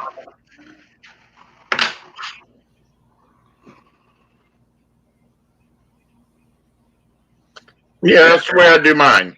There's my YouTube side right there. Oh, you overlay it. Oh. Yeah. Oh, I don't overlay it. I do. I overlay mine because it's easier to. Yeah, because I can move it. Why? Well, no, the thing is, if I overlay, you know what happens? Look, I can move it, and there's my StreamYard side. Well, no, if I overlay like that, if I click anything on StreamYard, the chat disappears. So I readjust the chat, the size of the chat window so that I could have two windows like that, but one right next to the other. So that if I click on StreamYard now, see, watch. If I click on this, and then I could go back and click here, and it only freaking makes that little tiny overlap edge disappear. I don't know if Mia caught on You know to that. Mine won't disappear. It'll be there the whole time. That's what I was trying to tell you. Yeah, but when I was looking at you doing it, you were real fast. In the tray, you mean? So all you have to do is hover the tray, and then those two will pop up, like that, and then you just click on whichever one you want. But see, I don't run into that because I don't overlay. I'm not saying that what you're doing is wrong or bad, or I'm just saying if you're doing it different. That's fine. There's nothing wrong with that. That's perfectly valid. Right. So, like, if I add somebody to the stream, if they come up in 2 or 3, 5 minutes, whatever, then that's going to go away. That side chat, What do you mean? that YouTube chat. You said if I click anywhere in the StreamYard, that YouTube chat is. It'll just be hit. It'll just you It'll be won't see under- it. It'll You be just have to under- pull it back on top again. Yeah, Yeah. yeah. Okay, gotcha. Okay. That's why I adjust it so that one window is 1/3 of my screen and the StreamYard is 2/3 of my screen. So I got full visibility or like partial visibility of both. So Well, let me try to do something here. so it doesn't. So when I click, Come later. Yep. You see, I presented you. Okay, I made you bigger. Yeah. Yeah. Okay. And guess what? It went away. Now I have to go into 2 tray and get it back up. Yep. Yep. Now I should have decommissioned you and then went back down here.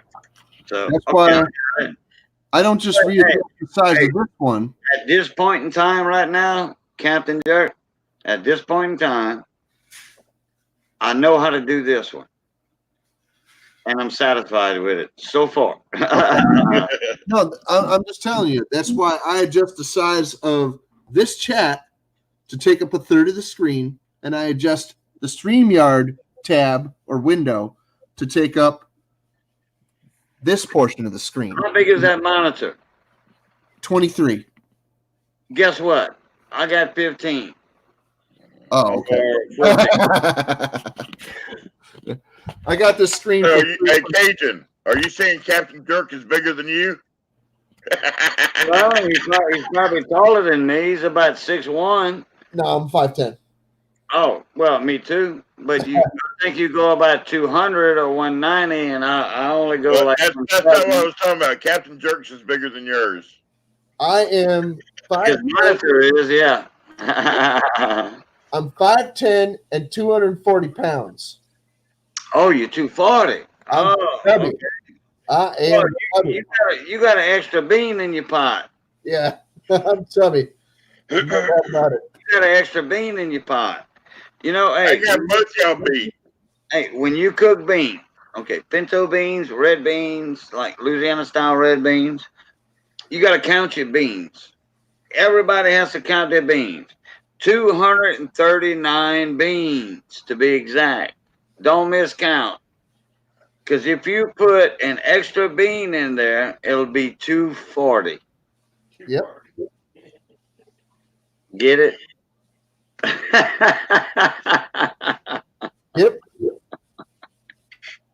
Oh, Big T's like, oh, Boudreaux, Here. better. Cajun, they tell the same joke up here, but it's about Boston baked beans. Oh, okay. I'm only a couple hours away from Boston, so I learned that when I was like 6 years old. same here. It's a regional thing, you know. Yeah, It's a regional thing. It's good. Big T. He's like, I can't believe Cajun. He got you, Big T. 240. I mean, Yeah. it's like I feel like I'm elementary school. You got to use 239 because if you use one more, it's 240. Yeah. Like, It is.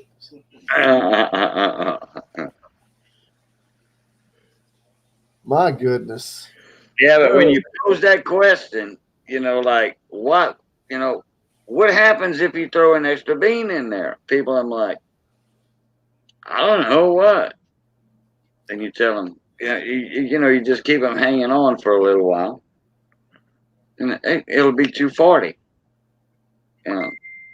Hey, save on the gas, brother. Help your wife out when you go to bed. Yeah, I don't know. I turn my back to her and just let it rip. Oh, there you go. you know, I Let can it rip. I can eat the fart pills, and I'll get a little gas here and there. Okay, fine, whatever. But if you really want to get me freaking like launching into freaking outer space, give me some pepperoni. Oh, pepperoni don't bother me. Pepperoni will freaking Mushrooms. Pepperoni will launch me off of my seat. Good God. I can't. I don't eat it anymore. I don't eat pepperoni anymore because it won't just get me. It'll get y'all. You wouldn't want to eat pizza, homemade pizza at my house then. I No. make my own crust. I do. I Oh make no, that's fine. homemade pizza crust. Yeah, that's fine. Guess how many slices of pepperoni we put on that pizza? And it's a huge 18-inch pizza. Guess how many slices of pepperoni? 150 pieces or something. About 150 to 200. That's what I'm saying. 150 pieces of pepperoni fit real nice on there. Man, you know, I Yes, love sir. pepperoni. Don't get me wrong. I love pepperoni. It's so good. I love it. You know, I was raised with like sticks of pepperoni. You cut your own pepperoni. Yeah. You know, you cut it yourself. Yeah. Get out of here with that stuff. Oberto. You know, Oberto pepperoni tastes great. Yes, it does. But it's in a bag and it's pre-cut. Okay, fine. If you want the real deal, go and get yourself an authentic freaking like Italian pepperoni. Man, you cut that thing yourself. You know what you're doing. You get some freaking good slices of that pepperoni. Boy, I love it. But I just can't eat it anymore. It'll kick me in the gut, and it will just be constant for hours. No. I'll save y'all the trouble, and I just abstain. I will abstain. I don't have a small box, so it wouldn't bother me. There's certain things over the years that I've learned that I shouldn't be doing. Then, well, eating pepperoni just is a new one, but that's one of them. All right, Wiki Maker, thank you for coming in. I'll at you later. Hey, Wiki Maker, how you doing? Good to see you. Thanks for coming in and hanging out with us. AKA Mrs. Chewy. Oh yeah.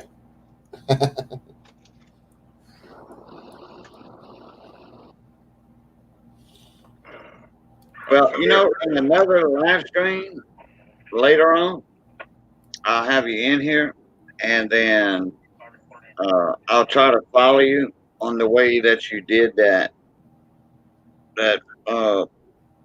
Not the overlay, but how you did it. Okay. You know, well, maybe in 15 minutes or so, but you know, for right now, It's easy, Cajun. yeah. So you do the overlay, Big T? I do it like you've got it. I Yeah, don't do it like Captain Turk does, but I do it like you have it. but you don't. How they call it? You don't add people to your streams or anything, because when you do your auction and your Yeah, I don't. Well, when I do my auctions and stuff like that, I use Streamlabs OBS. Oh yeah. So, but when I do the, I did the panel like this one time on my channel, and I still did the overlay on it too. Oh, okay. And I'm still, I'm still playing with the thing. I still haven't figured out the share screen and shit like that yet. Oh, I'm a share retard when it comes to some stuff. Big T. Share screen is so easy on here in StreamYard. It is. Yeah. I just haven't played with it that much. I was thinking about my tomorrow night stream when I do my regular stream about possibly doing the StreamYards. Do you see the share screen icon down there at the bottom? Sure enough. Okay. In fact, you can share screen too right now if you want. Okay, let me show you something right quick. All right, show me what. Yeah, because I haven't played with it that much. Oh, it's so easy. All right. If I can get in on it. Yeah, Okay. I know where it's at. Yeah. Once I hit the share screen. Yeah. Okay. Let me show you what to do next. Okay. Share screen. Okay. You see the blue says share Yeah. screen. Okay. You hit share screen. Now it's going to come up. Chrome tab. Chrome tab. Right there. On the right. Okay. Wait a minute. Hold on. Let me put this cigar down. Okay. Yeah. Okay. Yeah. Chrome tab. There you go. You click on that, Yeah. and whatever you got, like my email, Yeah. Okay. my email or whatever's in a Chrome tab. Yeah. Okay, let me go to this right here. Boom. And then you go down to hit share, Yeah. and boom. And then you click back on StreamYard on your StreamYard tab. Yeah. So you can see it, and there it is. And then you can make it bigger like that. That's how easy it is. And Oh, then okay. you hit on the bottom stop screen. Okay, now I can do anything I want on that. Okay, and that is USA Coin Book. So as I'll move this up and down, y'all can see it. Okay. Y'all can see it. Now I'm on a steel penny right there. Now I'm back into the 1944 copper Wheaties. I You didn't got do it right. you got to learn how to do it right. It's I did it right. I was fast at it. Okay, and then on the bottom, when you finish with that, and then you can click that if you want, and then guess what? Okay, I got to see if I can figure this out here. Then on the bottom, you can hit stop screen. Boom. There you go. You got it right there. Oh, okay. See how easy that was? Certainly. Sweet. No, yeah. Yeah. Cool. Got it. Yeah. Got it now.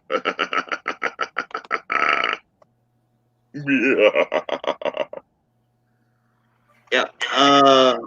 Brandon, B&S Small Engines, showed me that. Tim was trying to explain it one night. TLT? He was trying to explain it one night. Yep. And I didn't catch it all the way. Like tonight, okay, with Captain Jerk. So I was in Brandon's stream one night in his panel, and he showed me, how to do it, like I did to you. Yeah. And I thank TLT for helping me out with it. Did work TLT's way, Yeah. but like when I'm doing my wheels, I didn't have to hold my camera up, or or just show the whole wheel, Yeah. So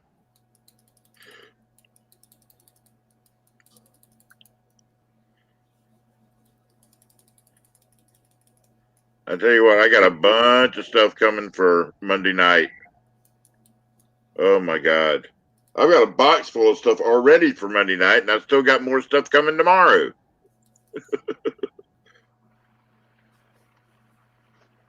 I mean, Monday night's probably going to be a long night. Oh, I got some stuff to show. I forgot about that. I was in Chuck Daughtry's auction, and I won some stuff in this auction. Everybody knows Copper Coins, huh? Coppercoins.com, Copper Coins, Chuck Daughtry. Nope. The Lincoln Cent Whisperer. he's got a book and a website out on Lincoln Cents. He's the United States leading authority on Lincoln Cents. Okay. Any RPMs, errors, varieties, double dies, you name it, he's got it. He's got it listed. And he's finding new listings all the time. Yeah. Okay. I showed you all that box earlier. Right there. That Yeah. came the other day from Chuck Dodger. Okay. All right. Let me do this. Let me present myself. All right. Now, what he does on his row reveals,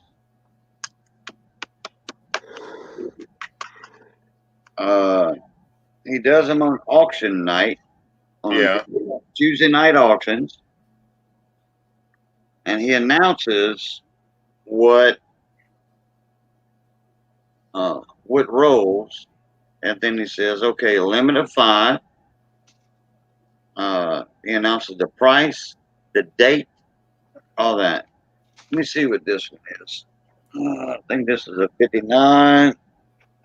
Yep, 59 Denver. Okay, what he does, he puts them in flips like this. Well, after he's done with them.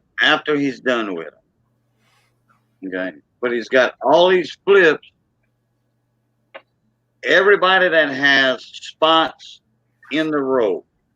Okay, these were like, I don't know, $1.50 a spot, $1 a spot, something like that. $1 per penny. Okay, and he's got a whole roll. Yeah. All right. Then he's got all these inserts with numbers printed on them. Yeah. The numbers behind the coins. Okay. Right. Now, he opens the roll regular, and they laid out with the ender.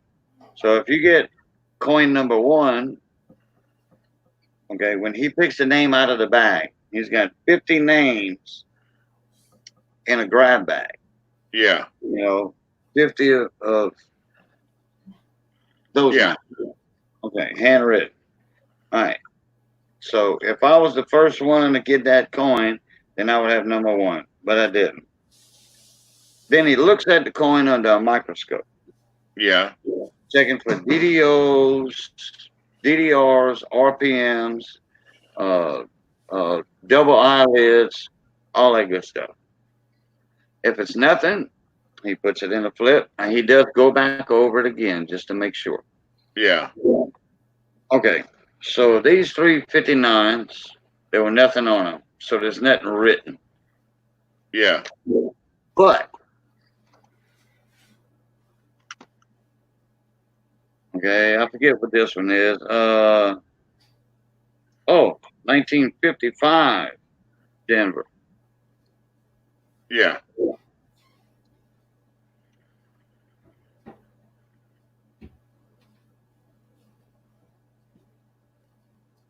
Look at that beautiful weedy. Yep. 55 Denver. Okay. And I got another one with the number. Okay. Oh, it's so shiny. Come on, man. Nothing found on that. And all these are like MS65 and above. Yeah. Okay. Now, if he finds something, all right, he's going to write your name on it. Well, I mean, he's going to write the information. That's a 58 Weedy, Denver. All right. That is a repunch mint mark, number 61. New listing. That's a new listing right there. So I get credited in his book, in his website. I get the credit for that coin as the discoverer of it. Okay. All right. Now these two didn't have nothing. Okay, so they playing. Now if he takes a picture of the coin and it's the best picture out of the whole row, or a picture that he didn't already have, or what have you, Yeah. he's gonna write on there plate coin. So your name's going to be listed as the discoverer of that repunch mint mark, which is number 61. And it's going to be your coin in the picture in his book or his Okay. website.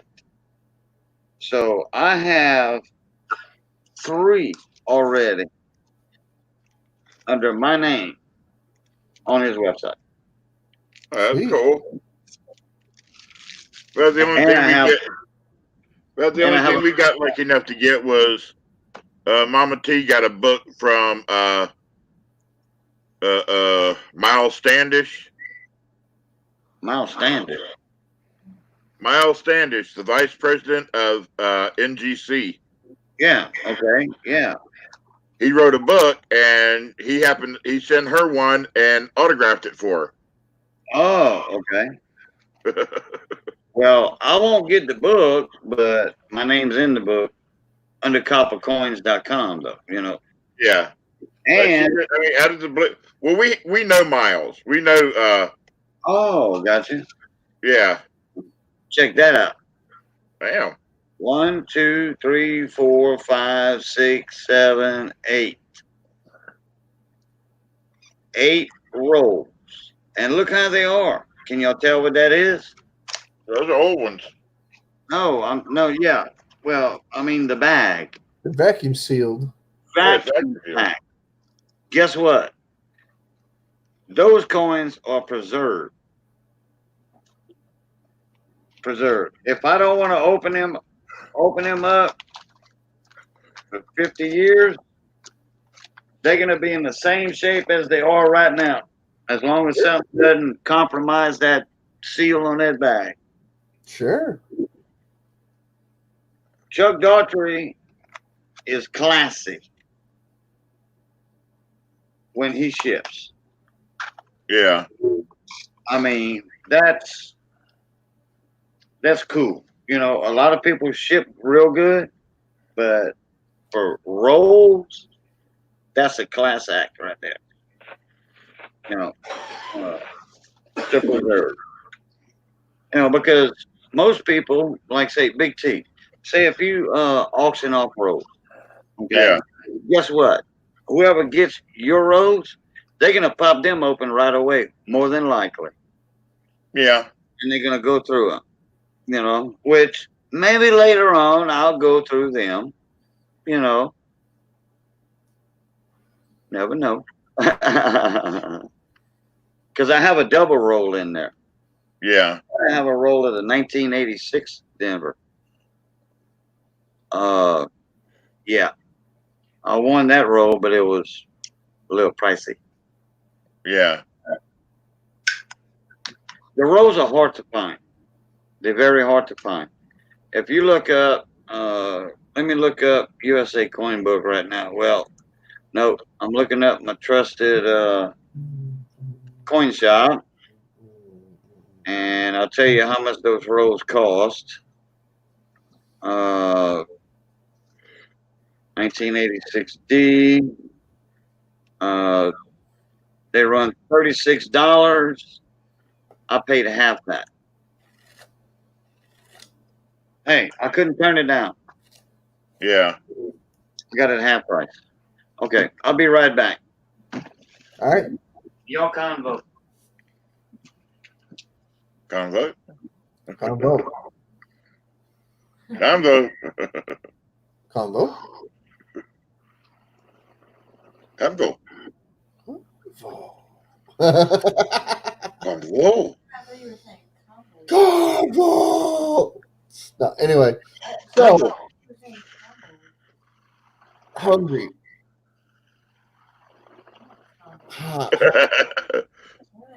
Oh, I tried. It's near 2 in the morning. You missed the boat on that one. Oh, dude, I got a new ice cream tonight that I had to try. Butterscotch bacon bits. It was Friendly's eggnog. Ooh, eggnog ice cream. All right. Oh, dude. Yeah, I know.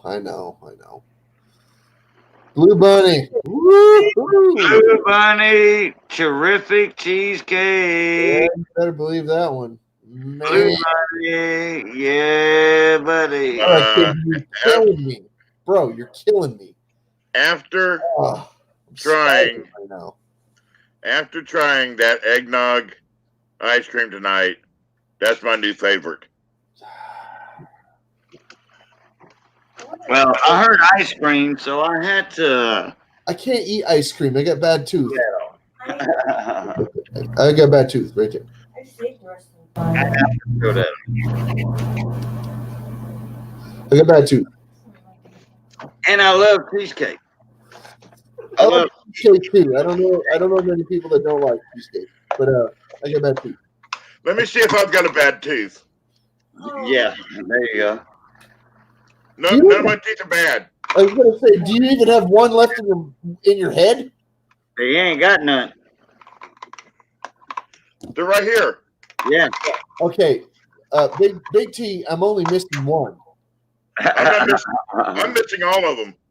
Yeah, I know. I'm just saying I'm only missing one, and that was last year. It got pulled out last year.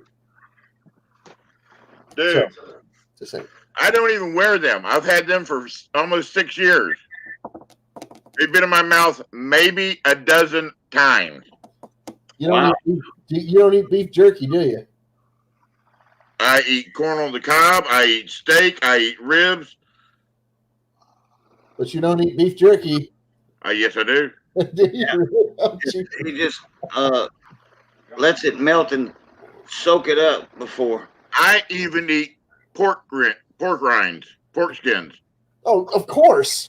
Oh, Of course. it's soft. You got some tough gums. Well, that'll happen over time. You know? Yep. Not right away. No. Right. It'll eventually happen. But yeah, I got one that's missing. Yeah. That got pulled out last year, and the one next to it needs to go out. It needed to come out at the same time, but I didn't have the money. So Well, I had bad teeth anyway. And right after I got on disability, and I had disability and Medicaid at the same time down there in Florida. yeah, And Florida's weird. 1 year Medicaid will cover dental, the next year it won't. yep. I just happened that they had just changed it to where they were covering it again. And I got a chance to get them all taken out and get fake ones. Yeah. $40. Connecticut. $40 to have them all taken out and get dentures. Oh wow, because up here they don't cover any dental, but they will. Like the place I go, he will cut a massive deal for people that have like limited budget. So Yeah. he wants to see me again, but I just don't have it in the budget. Yeah. It's not killing me, so well, it's not a priority. Yeah. What Hold I on, y'all. see is getting one tooth pulled, especially a wisdom tooth, and a wisdom tooth comes out very easy. You know, once a wisdom tooth is pumped out, and in an adult's life at say 40 years old, 30, 40 years old, a wisdom tooth is one of the easiest teeth to pull. But guess what? A dentist is going to charge you $300 for the wisdom tooth and $150 for a front tooth. Why is that? They're going by the old standard way of cutting a wisdom tooth out when you're a kid, and then taking it out. They just yanked the sucker out. This one, the one I had out, he just he hooked on it with this. he grabbed it with this little hook pair of pliers, and he's just like, It came out that easy. How much they charge you for it? it took like 2 minutes to freaking like shimmy it out of there the right way, maybe a minute and a half. Mine came out easy within 5 seconds. Yeah, it didn't take very long at all. I thought it was going to take longer, but it was in there. It's no joke, dude. A wisdom tooth or a molar in the back? No, it was a wisdom tooth. I Oh. never had mine out. You had good roots on it then. Yeah, no doubt. But How much was the cost of it? like 200, See? like 200. Oh, hey, Mike Badger's in the house. All right, here we go, Mike. Hold on one sec, mon ami. Let me tell you something. When I was in that dentist's office, I seen a bunch of people walking around there, and a lot of them had like almost no teeth in their mouth, and they were smiling. They were smiling and happy because that dentist does good work. Yeah, I like that. Hey, I love a good dentist, especially with a sense of humor. Man, yeah, he was actually a pretty cool dude. But he had a lot of happy, faithful customers around there, and a lot of them didn't have very many teeth left. And like a lot of people had a lot of really bad freaking rock problems in their mouth. And well, if you need a lot of teeth out, and if you got a dentist that's willing to do the work for your budget, well, then there you go. You're going to be a happy customer. Yeah. So them people, or making payments like $50 a month or $40 a month. You I'll know. tell you this: a lot of them had no teeth, but they had a smile on their face. Yeah. That's what I'm doing. I don't see a problem with that. If they're living and they're happy and they're freaking they're going about their life doing their thing. Hey, what does it matter if they got a tooth? Yeah. As long as they're happy doing their thing, they didn't appear to be under stress. They didn't appear to be like in bad health or anything. Right. Middle age, but Bad teeth is bad health. And believe me, I've got a few bad teeth in my mouth. I got I'm two. missing the tops on this side. I'm missing the tops from here to here. Yeah. And I had a dentist pull one back here years and years and years ago. Guess what? He left a piece in there. The root in there. The bastard. Tooth, and that was like $150 for that. And didn't do the job all the way. Yeah. So anyway, these are gone. My bottoms are all good. All right. These I got on top. They bad. I'm gonna get them pulled, and then I'm gonna get a top plate stuck in my mouth. I should have did them all at the same time. Hey, Badger. Howdy, Big T, Captain Kirk. Hey, Badger. How you doing? Welcome, Mike. Welcome. Hey, Cajun. You keep a record of what's sold during the auction, right? Was that? You keep a record of what is sold during the auction? Only Joe Durbin's because that's the only spreadsheet that I have. Well, Clay sent me too much money, I think. What info you need? I think Clay sent me $10 too much. Oh, too much? Oh. That's why he should have waited on an invoice. Yep, that's why you should have waited on the invoice. Exactly. Yeah, that's what I was telling everybody. Hey, wait on an invoice. You'll get the correct price and the shipping, and it's easy. One click on the button instead of you sending a paper out. One click of the button, and your invoice is paid. But it's in one email, and then all they'd have to do is click that one button. Yeah, that's it. I was trying to tell everybody that. I tell you, Andrew, you've been waiting for 4 years.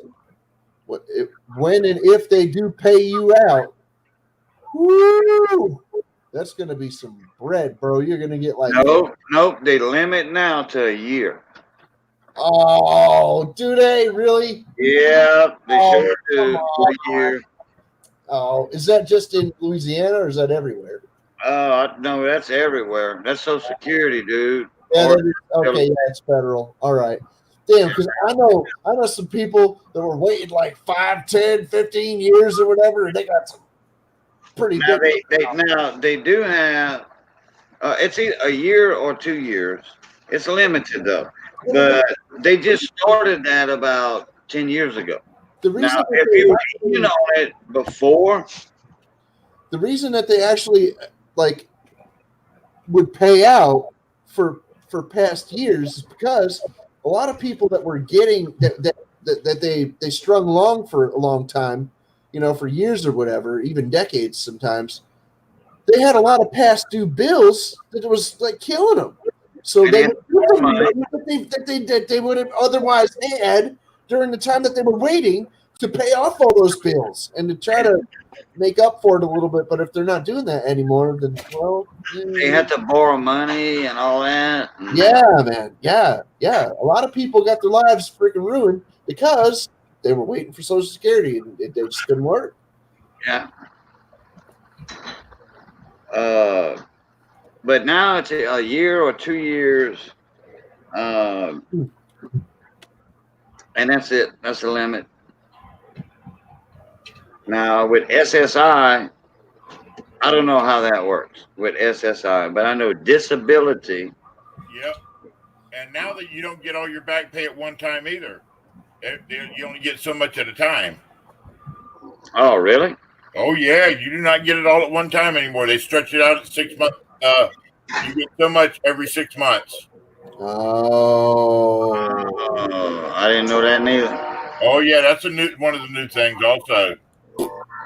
Well, see, I was like Mama T, when she got her disability, she fought for a year and a half, a little over a year and a half, and when she got hers, I mean, that was a beautiful sight when it comes in. A year and a half of so much per month in one lump sum. It was quite a good thing. But when I got mine, I wasn't that lucky. It only took me a month and a half to get mine. Oh, okay. So I got my back pay was $700 and something. okay. Mama T's was 15,000. Oh, wow. Yeah, that's nice. That's nice. Yeah. That's not a bad. That's not bad. That's a nice little fortune. Yeah. And it came out right at and us having a kid and it being disability. When you're on disability, your kid draws a check off of you also. So we got that check, got the wife's back check, the kid's back check, and it was at income tax time. Oh, wow. So we had, within a month's time, we had about $30,000. Oh, that was a nice Christmas. Yeah, time to buy a house. Yeah, well, that's what we're doing right now. But this was back then. But down there in Florida, $30,000 that's like down payment. Yeah. Oh no, don't worry. I understand exactly what you mean. I live in Connecticut. Connect or nut. The home of. Let's see. If you make under 30,000 a year, you are a beggar. Dude, let me tell you, we close next Friday on our house here in Pennsylvania. Okay. You know how much money we have to come up with for closing and all of it? 2,000. 1,700. I was going to say 15, but I changed it to 2,000. You know what our mortgage is going to be for the first 10 years? Half of your rent that you pay in now. Yep. I our first 10 years, our mortgage is $266. Wow. Wow. That's a 2-bedroom, 1-bath with garage and basement. Oh, I love a basement. I am living in the Never owned one, but I love it. friggin' state. And I live in the mountains. Yeah, you out of town. No, I'm in town, but I live in the mountains. We're right in anywhere you go to a bigger town, you have to go over mountains. Oh, You okay. go down in the valley in between the mountains. Bear went over the mountain. The bear went over the mountain.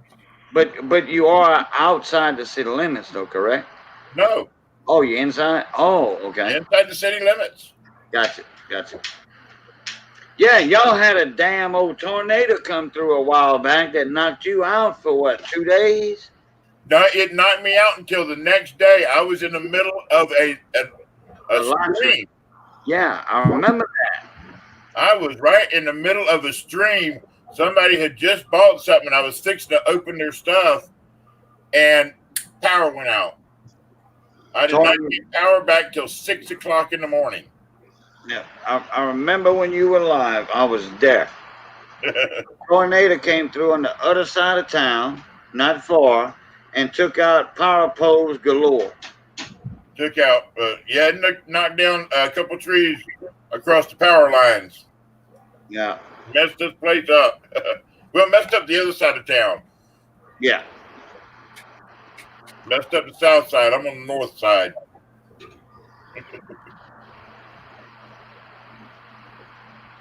Yeah, we had a tornado rip through Connecticut a little while ago. It tore through 4 towns.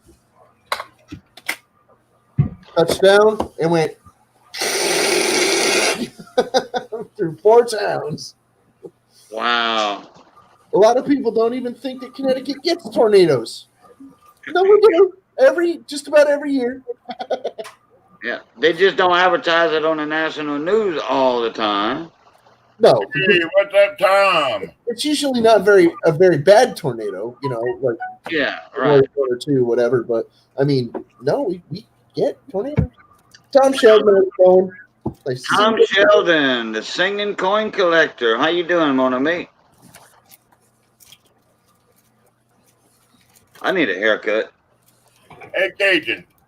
Since Yeah. you're more into the coins and Jerk's just learning, you've seen the stuff that they're trying to pass off as trade units now, right? These What? rounds are trying to pass off as trade units. Trade units. Yeah. Like trade dollars. Oh, you talking about the counterfeit trade dollars. Yeah. Yeah, the newer ones that they're 1 ounce rounds and all like that. Okay. Have you seen a real one? A real trade dollar? A real trade unit, yes. Yeah. I have. Yeah, and they face left like that one. The other one's face right. That's a handsome coin. I mean, there's different ways to counterfeit them, but yeah. Yeah. Is that in a button, Big T? Or Yeah, I've got it in a thing. okay, it's round. Okay, Yeah. see what's in that. Looks like it's made into jewelry or something. No, I've got it in one of them plastic cases. I keep this thing wrapped up good. Yeah, those are few and far between anymore. Oh I'll be back yeah. in a couple of minutes. Well, I thought it was before I realized it was a trade unit, I thought, wow, all I need now is my seated quarter, and I have my seated collection complete. Now wait, that's a real trade dollar, right? Yeah, this is a real trade dollar, 1877. That's what I thought. Yeah. Yeah. You don't Yeah. have a CC on the back of it. does it? Now I got to find a seated dollar, but the seated dollars aren't cheap. No, that one don't have a CC on the back of it, does it? No, it doesn't. Don't you wish? He was. Who that? What's up, Phil Guy? My CC is on this though. Oh boy. What year is that? 1890. Nice. Any CC I love. Yeah. Love that CC. Yep. That's That was another one reason for Yeah. naming my business Complete Coinage was the CC. Complete coins. Yeah, there you go. Who's heading out? Somebody's leaving? Don't know. Hey. Oh, midnight. Okay. Now, okay. I don't know if any of y'all are into fantasy art. Yeah, I love it. Do you remember one of the biggest fantasy art people back in the 80s? I can't remember his name. I've got a watch by him. Boris. No, not Boris, the other one. Oh. His initials are FF. San Francisco. Frank I can't remember the Franzetta. other. Who? Frank Franzetta. Oh, FF. Oh, I remember the name now. I thought he said Nice. San That's the Francisco. Franzetta 1 ounce round. Go ahead. Where's that now? Are those out? Or is that a while back when they put that round out? Let me see. Let me look at the COA I got with it.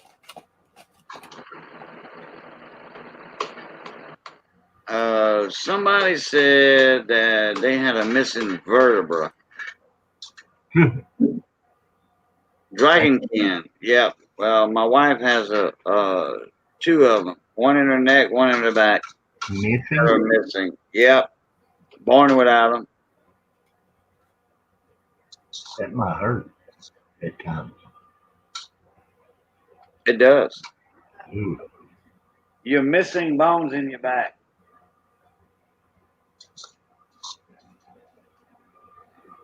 Thank you, Midnight. I'll get her out in the morning. That was simple, wasn't it? Midnight done it right last week. He sends me an email. I go make his invoice and it's done. There it is. It had to be either 2010 or 2011 because Frank Franzetta passed in 2010. Oh, I didn't know that. So it was probably put out around 2011. It doesn't say on the COA, but this is number 247 of 10,000. Yeah, I might be able to find one of those then. Yeah. I like to collect the odd and unusual. Same. The more odd, the more I like it. Like that right there.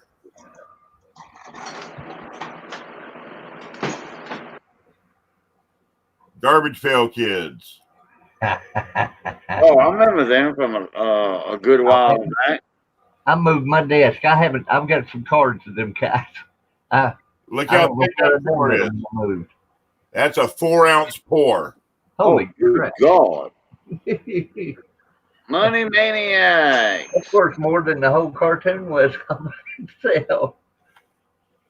That's the only man I know that has a display coin counter Let me see. in his house. You What do said you a want to see? 4 ouncer? 4-ounce. Garbage Pail Kid. Oh yeah, I seen that. The Adam Bomb. Yeah. Yep. I seen that one. Yeah, you were on there the other night when I showed it in TLTs. I know you seen this one.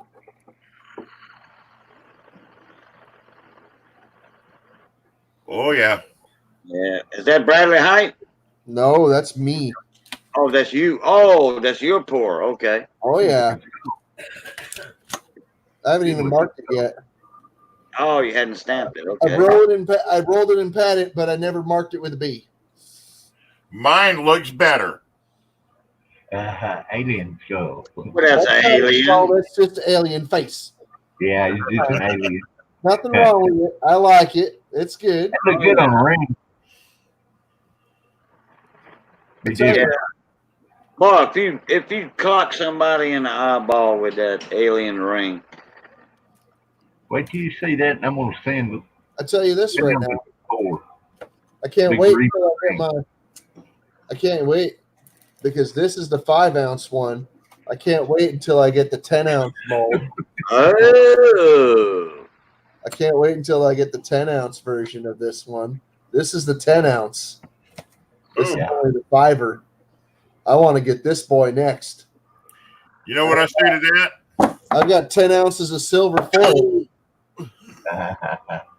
What's that? Yeah. Don't. Homer.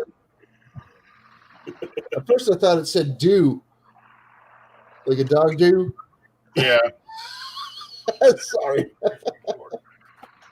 No, it's clearly Homer Simpson. Yeah, I collect the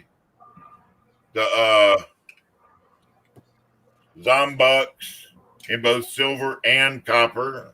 I have them all in copper, but not silver. I'll be right back. Get a little I've got dog. 5 in the silver so I have- far. I don't have any of the silver, but I have all the coppers. Every single one. I think there's 11. okay. There's 11? Huh? There's 11 of them. Yeah, I think so. I've got the Saint, the Barber, the Zombuff, the Buffalo, the Seated, and the Dying Eagle, all in silver. Oh, okay. Yeah, And Money Maniacs, type me the first 3 letters of your email, please. and I've got some of the copper ones from when they came out in the box sets. the what? When they come out in the box like this with the COA and all like that. The copper ones. Oh, Hey, bit of chat, Mercer. How you doing? Oh, your doctor gave you some meds for you too. 5, 7, 8, set of 10. That works. 1 through 10. Set of 9. These are all incomplete. Yeah. There is 11 of them. I have 11, I think. Yeah, we'll have to check that, see if there's more coming out at Black Friday. Hang on. Hang on. I'll be right back. Yeah. Brian the Dark Prince Taylor, welcome back. How you doing? Well, I hadn't seen you in a little while. Last time I saw you, I think you were on Richo's Hunting Treasures train. That's right, the Bayou Bandit. What? Sleepy tonight? Really? Now, I do have one thing that most people in our community do not have. And most of them don't even know what it is. And that is the North Edge. Oh, yeah. What That is it? right there is a North Edge. Ooh, That's $10, that's the $5, and the $20.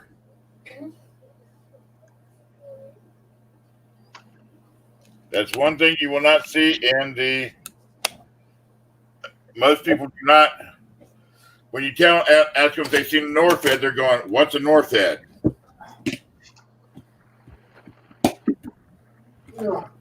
And Welcome back, Tom Sheldon. Welcome back. The next thing to wash. probably. hey, that big guy right there is scaring me. Oh, crap. Well, I was trying to show you a coin. Yeah. Okay, money. I thought that was you, but I wasn't sure. 7 Wonders in the house. Whoa. Welcome back, dude. I'm about to call it. Got my mail? Oh, you got your mail? That'll work. Not a problem. Very nice. Thank you, sir. Appreciate that. Thank you for letting me know. Oh, No. No.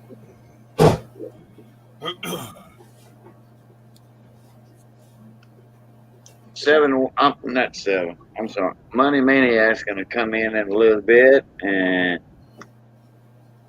he's gonna show off his new coin counter display case. Money Maniacs is an awesome case. Yep. Really nice. And he picked that up for $10. I know, right? Come on now. A store display counter. $10. Man. I think somebody owed him a favor. Well,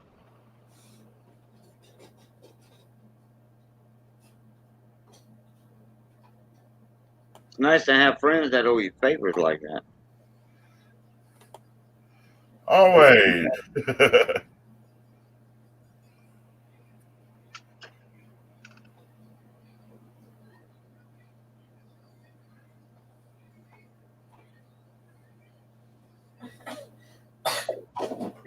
Well, actually, Brian, lately I haven't won on Enrico streams. My buddy there, the Magic Man, my moderator brother, the Magic Man, Rafe Ailman, has been winning a lot in Enrico streams lately. I haven't won in Enrico stream in about 2 months. I'm in a drought and a deep rut. In a dilly of a pickle? I just can't win none of his Australian silver. I'm picking the wrong numbers. That's all right. Well, actually, I have one. Actually, I have one. You know, I have. But I give it to other people. Yeah. I don't know how many times I won in Rito stream. You know, 20 times and gave away the coins or the sapphires. You know, Hey, can I do some? gives me a good feeling. Can I do some shameless plug advertising on your channel there, KJ? Why not? Why not?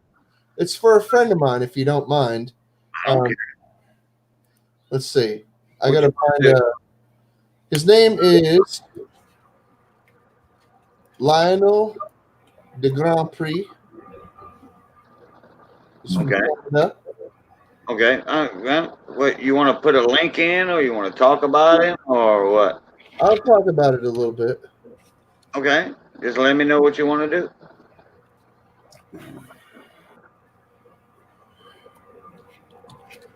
I gotta look him up first. Here he is.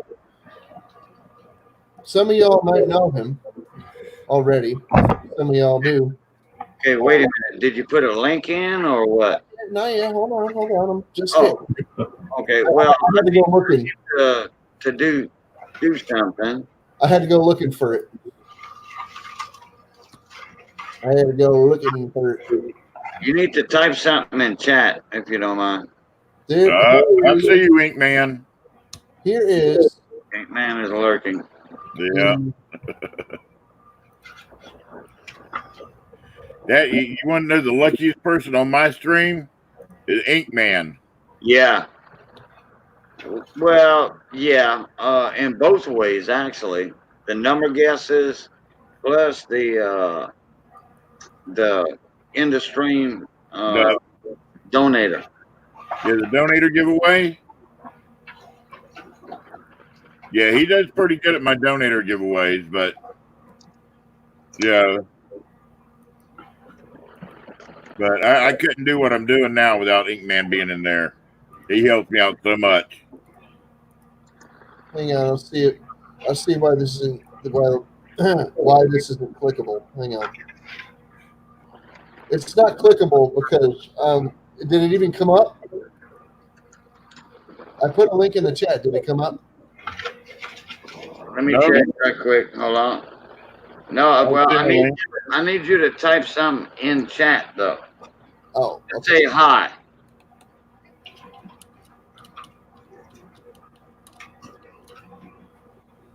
Hi, Cajun. There you go. Gotcha. Okay, now you can put a link in chat. There we go. Thank you. And I don't Yep. see money. I don't see Money Maniac yet. I'm Backstage. glad you like that one, Andrew. Oh wow, I'm glad I proofread this one. Oh, Big T's got awesome hobo coins. Oh man. Well, the place I used to get them from, now they stamp copy across them, and I'm not going to deal with them with having. And I'm trying to work out a deal to get some real ones. Oh yeah, but them real ones, the hand engraved ones, you mean? Oh yeah. Oh man, those things are expensive. No, I know a guy in Texas that does them, and I've got somebody else that has some. Oh, okay. Well, that works then. How you doing, John? John RMS, Mon Ami.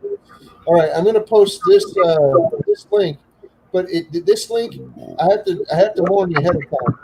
This is not for the contest. Okay, this is a link for the past winners of the contest that he has every year. Okay, and this is the 4th year running. All right, his Okay. name Lionel Grand Prix or Lionel de Grand Prix, whatever you'd like to say. That's in the chat right now. Now he does a contest for I effing hate winter.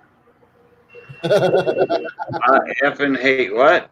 I effing hate winter. Okay. Winter. Okay. I'm not going to use the F just because this is your stream, not mine. Yeah, I know. Yeah. Okay. I don't like freaking winter. Yeah. Winter. Okay. That's his contest that he has annually for the last 4 years. This will be year number 4. Okay. So Hey, man, I'll try to get a hold of him tomorrow. I got busy. Every time I think about it, I forget about it. this video that I posted the link for. With all the house stuff lately, I haven't been able to. It's actually a video of the past winners, and there's 3 winners in each contest, right? In each stream, there's 3 winners. So there's a first prize, second prize, third prize, blah blah blah blah. Usually there's like a couple of hoops you got to jump through to win, to get entered, in the contest. But Lionel is well, he is who he is. He's kind of crass. He's kind of rude. But if you get past that, it's not so bad. He's just like one of us. He's you guys like him if you checked him out, and he is part of the coin community, but he's not a huge part of it. All right, he's part of the stacking community as well, but again, not a huge part of it. He's a collector. He's not a pourer, and he's not a seller. He doesn't sell stuff. He's a buyer, and he's a collector. So.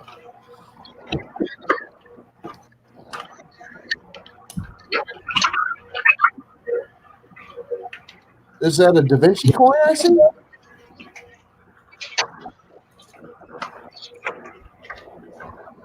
A Da Vinci coin. I think I just saw a Da Vinci.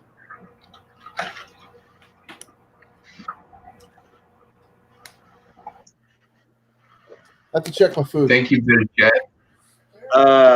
Money, resend it. I'll be back.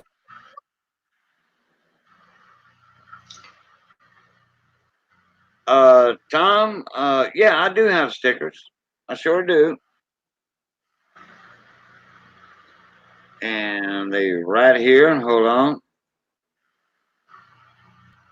That's my sticker right there. It's a 3.5 inch by 3.5 inch. $20 double eagle. St. Gardens design. With the 5 fleur-de-lis in the bottom. Guarding the U.S. soil. And that Lady Liberty has her feet on. And then that one there, and that one there is the honor guards protecting the side flanks. Yep. So, Agent, yes, sir. I got a story for you. You know how Cunning Oak shows up every 2 weeks? Every now and then, Well, yeah. it's every 2 weeks. He gets his paycheck every 2 weeks, and I'm in between him and his bank. So that's what it's from. He brought me quarters tonight to go through. And I found some interesting shite, so to speak. First of all, What? shite. Shite. Oh, interesting. Shit. Okay. Yeah. Let me hold on. Give me 2 seconds here. I'm gonna close out a window, and no, I don't even have time for all that. I'm still waiting on money to jump in. Said he had computer problem. I found for the first time, I've never found silver in quarter hunting, and you of all people know how many quarters I've searched. Okay, I have never found silver in a roll. That boy brings me like maybe 15 rolls, and I find not only one but two silvers in these rolls. Oh, go ahead. And this insane obverse and reverse die clash that is not only just a die clash, but it is a double or triple die clash on both the obverse and reverse. This is an epic quarter. Epic quarter. That's all I have to say about it. As far as all my die clashes that I have found, this is the absolute coolest one I've ever found. Well, let's see it. Yeah, show it. Okay. Let me make my stuff run here. Hold on. Which one is it? Yeah, okay, give me a second. Oh, yeah, it's an 88. It's a 1988. Of all the years. Okay, hold on. I'm working on it, folks. I thought you had found a silver die clash. Okay, my bad. Yeah, I said I found two silvers, and I did, a 1955 and a 1961. But those aren't the coolest finds. That's a 1988 Philadelphia, and right, you see a little bit of the clash right there on the back side of the head, right?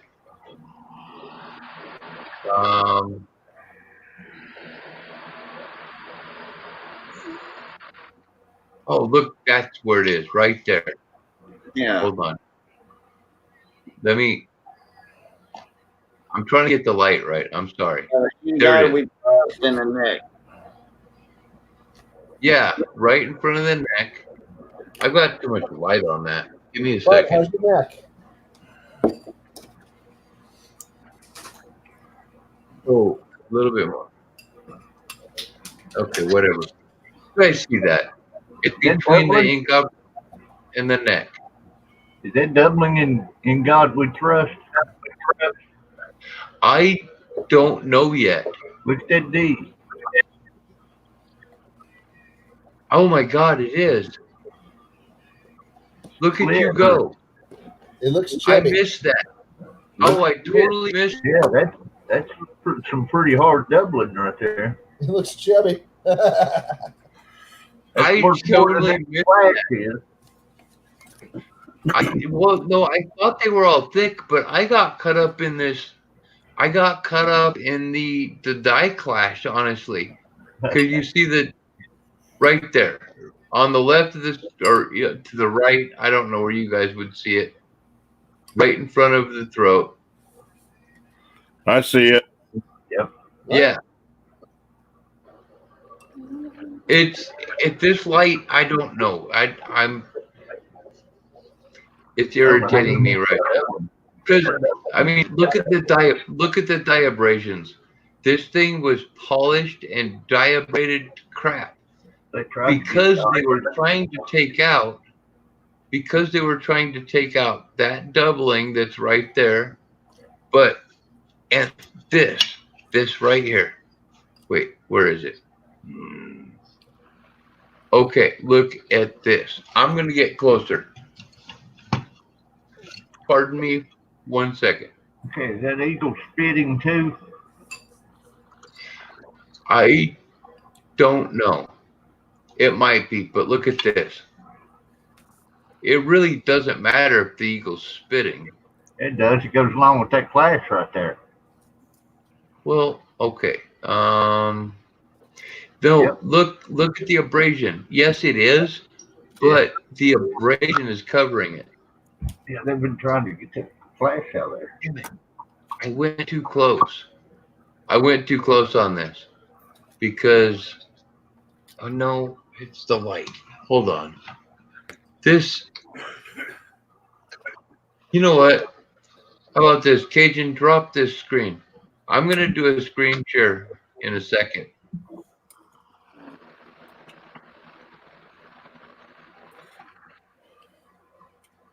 I want to show the pictures of this quarter that I found, but I got to do a screen share and I got to find the pictures. Okay, what do you want me to do? You said drop Hold something. Yeah, hold on a second. Wow, All you gotta do is share your screen, or You guys see the tripling in that? what are you looking at? Oh, in that In the die clash. when the light hits it just right, I can see too. I can I couldn't under- point at it with a pointy thing, toothpick. pointy with the pointy thing. Okay, give me a second.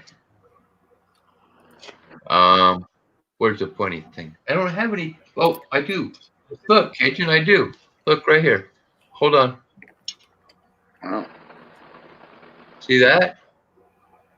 1, 2, 3 doubling.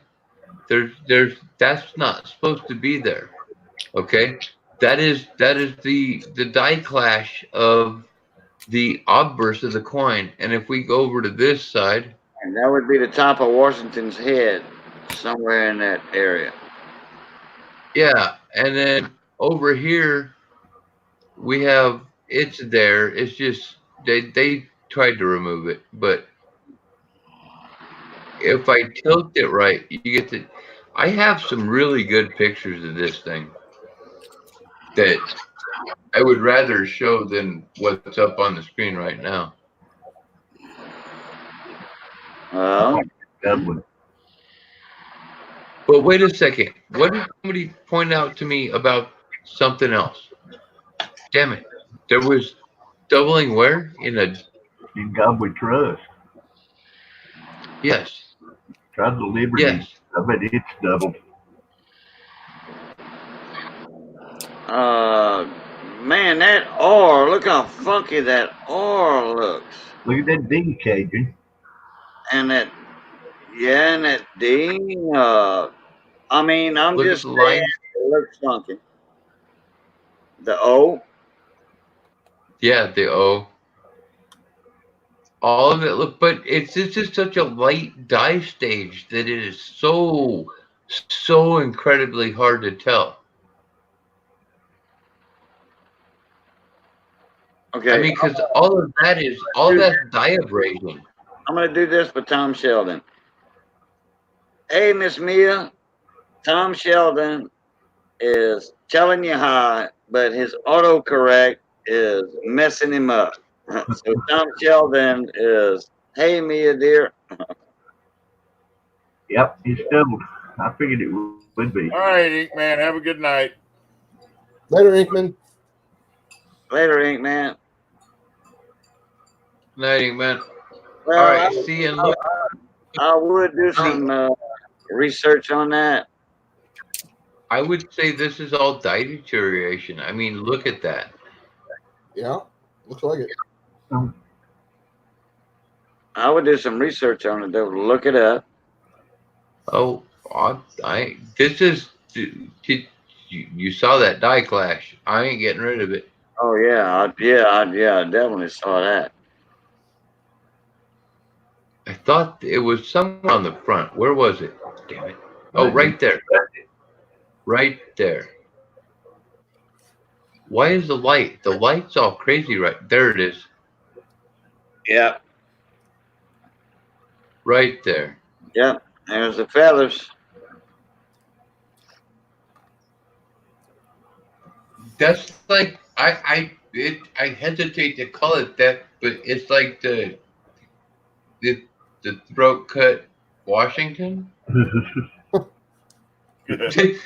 Yeah. It looks kind of bad like that. Yeah. If you Might could be first. overlay, and you could do an overlay.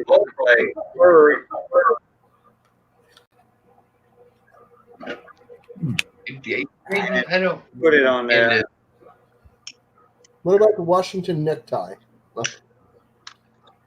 Oh, the Washington necktie. Oh my God, that is awesome, dude.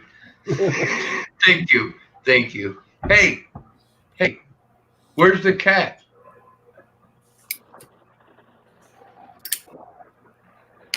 No? Where's the what? Captain? Where's the what? Where's the cat? I don't have a cat. Oh, never mind. It was a Boondock Saints reference. No. I can't believe that just freaking happened. What? No, what he said right after he freaking like splatted it. I can't believe that. Oh yeah. No, wait, no. Do you think it's dead? No.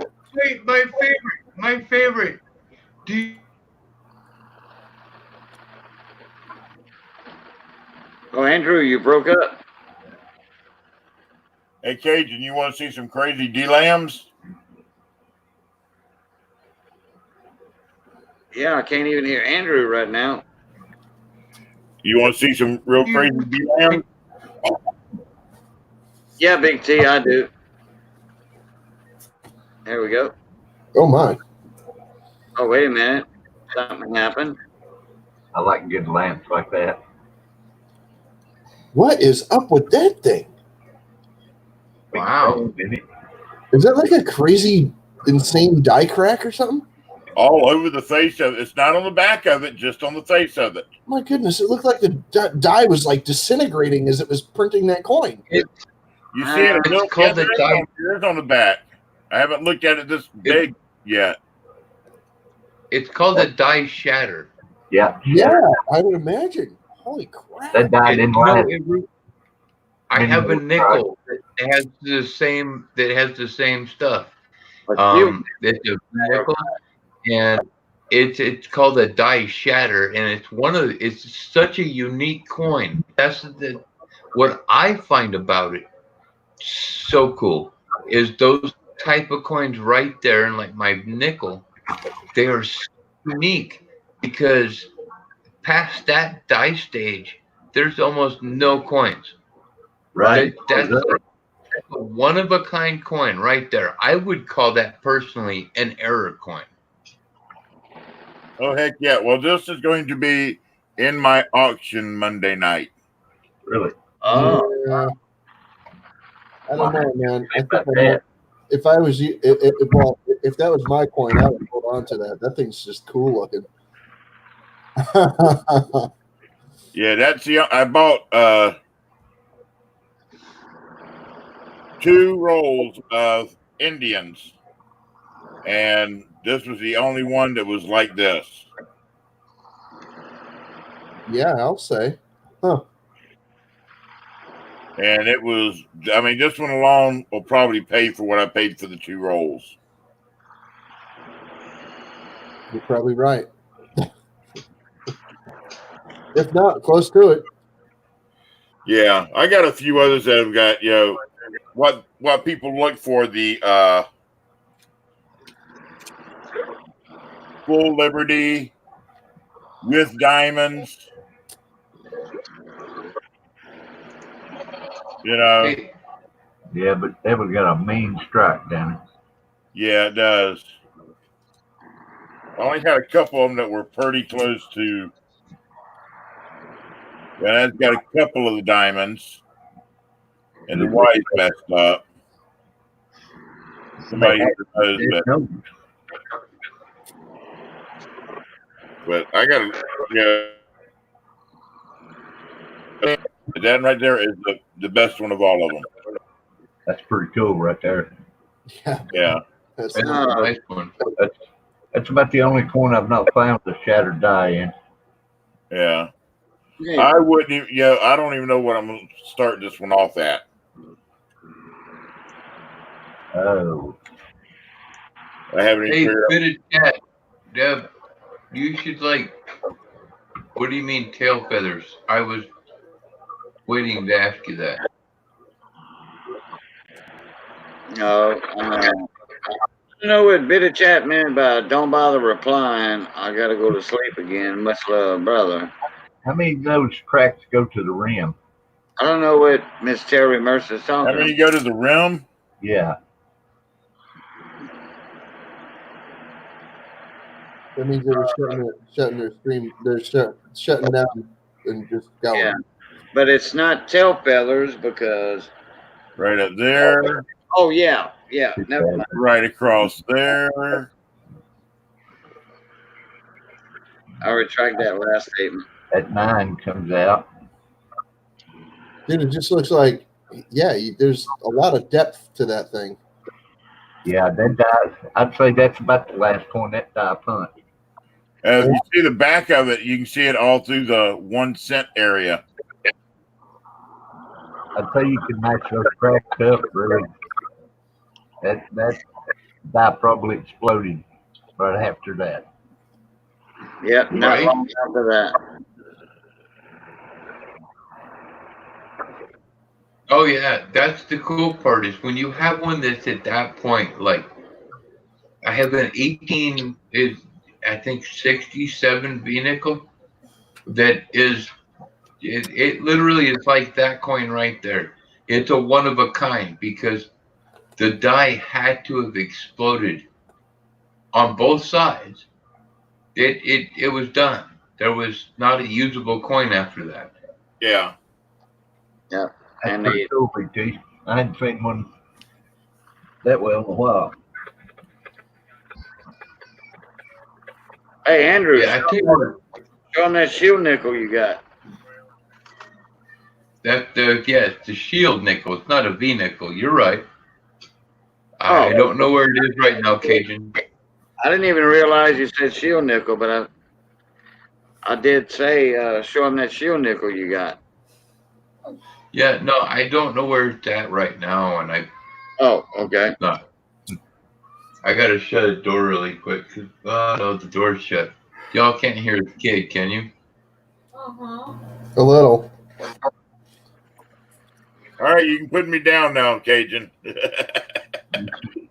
You down? Hey. Everybody away with my face. I just took your knees out.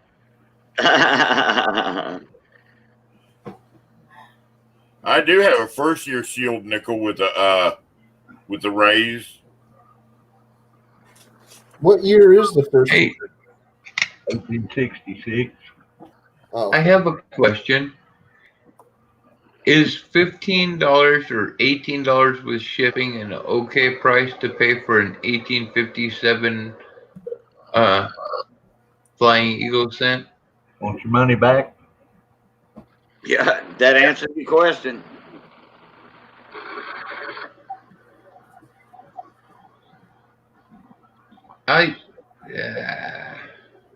But it kind of looks cool.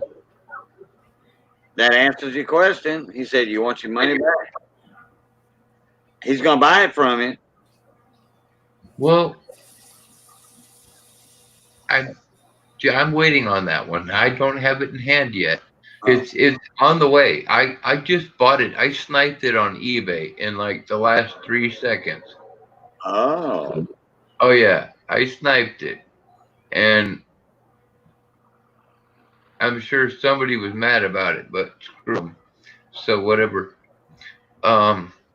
Because I got this 1857 Flying Eagle. That's the first one I've ever bought ever. It's actually I don't buy coins, but like these Morgans here, this is all stuff I bought to try to put out with the channel, and that's kind of one of the things is I'm doing these Morgan dice games, but I was thinking, what about include odd stuff like if I can snipe a cool coin like a Flying Eagle cent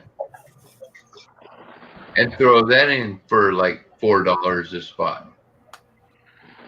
oh, in your dice game, yeah. Yeah, I mean, come on, who wouldn't want to own a Flying Eagle for $4? You're right.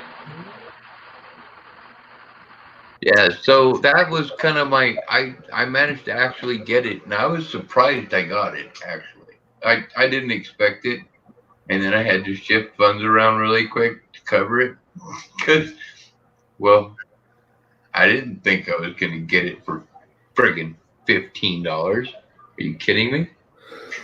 You know what I want to do right quick, y'all? I want to highlight a couple of channels while we're here. All right. Hell yeah.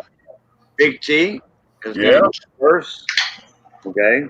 I'm going to present Big T. I'm going to put him on the big screen. And I want him, to talk about his auction. This coming Monday, y'all, Big T has an auction. Every Monday at 7 p.m. Eastern Time. And this Monday night, some of our featured stuff's going to be, I've got horse blankets. I've got military pay chits. Oh my God, that Indian I just showed. I've got lots. I've even got a set of Raggedy Ann and Andy banks from the 1970s. Oh wow! Oh my! And it's probably going to be a late one because I think she's got like 20 something things already made up, and I've got 2 more packages coming in tomorrow to go towards the auction for Monday night. All right. So be on the lookout for a video this weekend of everything that's going to be in the auction. I always do one. Lately, I haven't been getting stuff till the last minute, but the rest of the stuff is supposed to be in tomorrow, hopefully, as long as nothing goes wrong. And then I have my regular stream tomorrow night, or now it is now Friday, this evening at 6 p.m. Eastern Time. And where I sell usually different size packs. I'm getting low on things, so I'll probably only have a couple packs, and I'll do a forum style like this so people can get up there and talk while we're doing things. And it's always a place where if you want to come, have positive thoughts, talk about almost anything, that's the place to go. The Hobo Hut. Sounds like fun. And I also have merch. If you want merch, give me a second and I can get the link and put up the merch. I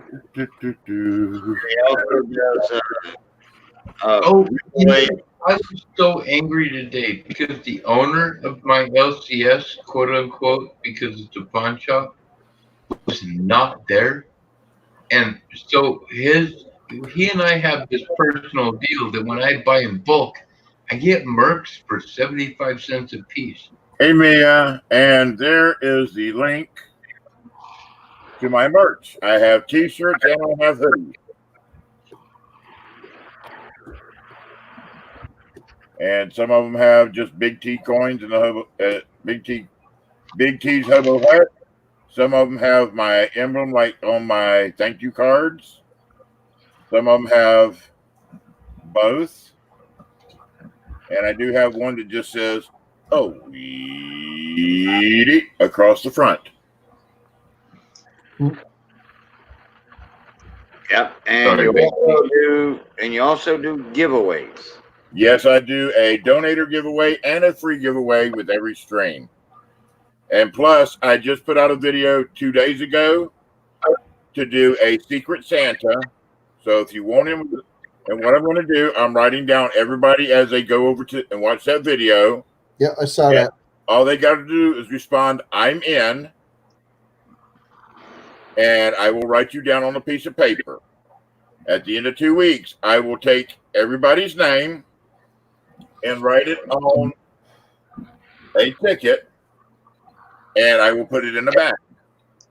And then I will go down the piece of paper that I've got everybody's name on and draw a ticket out and write whoever you get beside your name, and then I will let you know who you're getting for. Now, we do ask that we'll do it. We will actually have a stream, say, about a week and a half to 2 weeks before Christmas, to where we ask that you don't open what you get until that stream. If you don't want to come up on the panel and show it, that's fine. You can open it during the stream and just tell everybody about it in chat. But I think it's something I'm just trying this year. If it goes off good, I'll do it each year. But I think it's something that would be fun to do a Secret Santa. And we did put a cap at $25 because we know it's around the holidays. We don't want to, put anybody out. And it doesn't necessarily have to be coins. You can buy them anything you want to. And try not to go over $25. Everybody loves Secret Santa. Yep. You got your suit ready, Big T? I'm going to have to find me a suit. No lady was around. She's I'm trying to grow the beard out so I can just dye it gray, but it's not getting that big. Eat eggs. Another kid. Eat some egg whites. It'll grow. Put on one of them realistic looking beards, Well, I could get some gray and dye this gray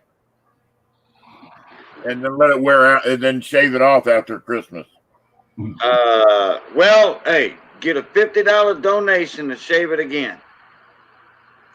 That's a good thing. What I was going to do charity this year for the homeless shelter here in town. Right. But right now we're closing on the new house next week, and I will not be able to do that because we're going to be in the middle of moving. Then we've got to go down to Florida to see Mama T's mother, who's got stage 4 cancer. We've got to go down and see her this year. So, right. So I'm not going to have time to do the charity this year for the homeless shelter. Oh, okay. That was one of my plans, but other things have arisen. So family and other things come first this year. Yeah, yeah. They do make the temporary dyes. Yeah. Yeah. I don't know about facial hair though. I have no idea. Should be Yeah, I'm sure they got the gray face, temporary that. I'm talking about the temporary dye, gray dye. Yeah. You can dye it gray all day. There's plenty of different dye options for you, but as in terms of like growing it out, well, you're just gonna have to get your falsie. You're gonna have to get you a mug wig. Yeah. It's getting there, but it's slowly. I mean, come on, man. There's tons of fake beards out there. Anything to add, Big T? I think that's about it. About another video for maybe donations to go down to Florida to. When it gets closer to that, I'll get closer. When it gets closer to that, the first thing right now is next weekend we got to close, and then we're going to spend, the rest of this month getting everything moved over into the new house, and then December we'll worry about the money about getting down south. Okay. All right. Because we're going to be probably renting a car since we don't have a vehicle right now. Just rent us a car and go down that way. Right. Okay. Well, everybody that doesn't know Big T, which I'm pretty sure everybody in here does, but this is saying this for the benefit of some people that do watch the streams. And I will put in shout outs for Big T, watch at this certain timestamp, and stuff like that. I will retitle the video.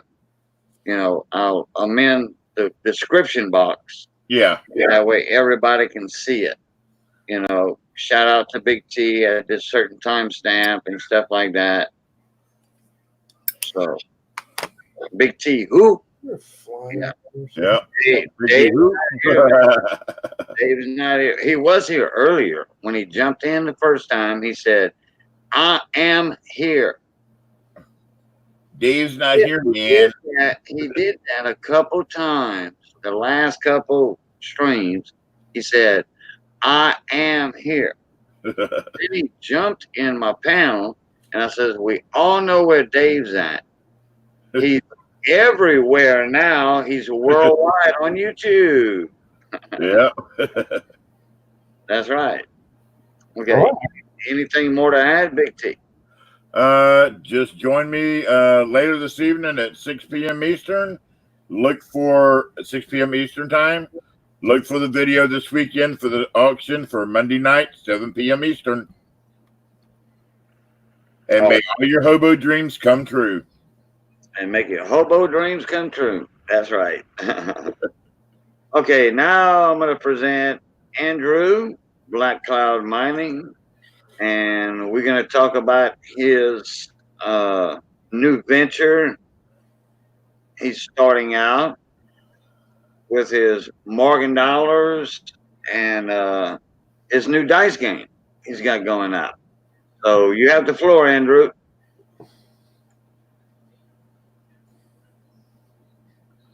And Andrew is muted. Yep, he's muted.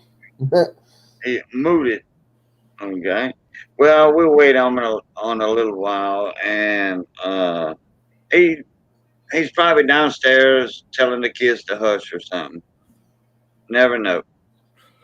So, all right, we can carry on the conversation while he's gone, and looks like he's got 1, 2, 3, maybe 4 rings left.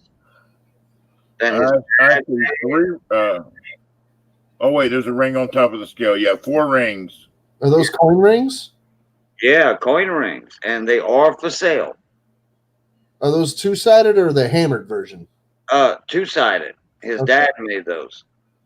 Hey, Maria, thank you for coming back in. I used to make the hammered version.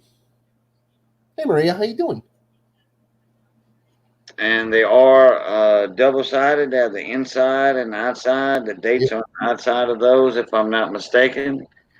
And he can resize them larger, but he can't downsize them. No, it's harder to shrink a ring down. I have a sizer shrinker myself, and it's harder to shrink those down. If you have Jason Works tools, you can downsize them. If you have that $500 set of tools, or it takes a big ring to fit my fat finger. You wear a size what? 15, 16? 15. 15. Okay. I made up the size 21. Okay, I just got back. So, anyways, I have a ring sizer, and yeah, those rings can be sized. Past 13, then I'm guessing. Okay, because there's no ring sizer that's built to go past 13. Yeah. So be custom made by your dad. No, if it's any of these that's here, actually in my possession, that would be custom made by me because I have the stretcher. But yes, they are all actually made by my dad. Yeah, I But know that. yeah, it would be stretched by me.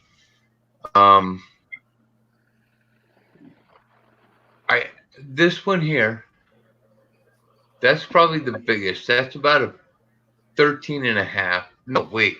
No, my bad. That one. That's about a 13 and a half. Maybe a 14.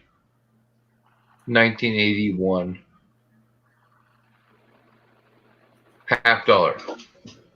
The reason I have you presented, Andrew, is to promote your channel, your dad's rings, and your new dice game that you got going on with your Morgan dollars and your future coins you got coming in. So give us the information on that. Okay. The dice game. I'm doing a Morgan dice game. We have a D12 dice. That means there's 12 spots on the die. You get to pick your number with the ones that are left. And I'm doing Morgan dollars. So this one, very nice, 1890 New Orleans mint mark. Has a die crack on the reverse. That was $5 a spot. There are 6 spots left.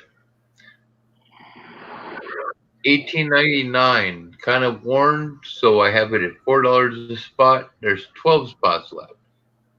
Now, these are all ones that are.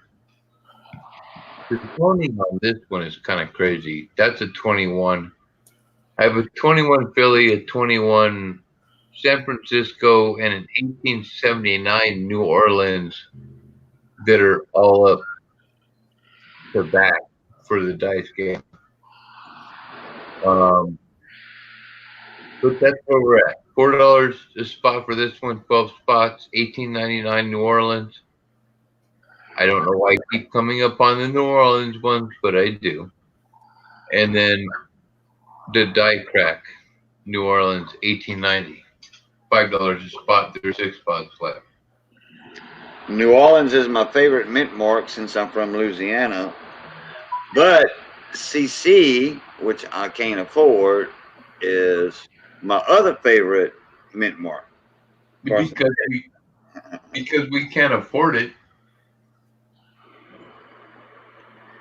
No, I mean it's those are my 2 favorite mint marks. You know, and that's the part that sucks is where I get these things.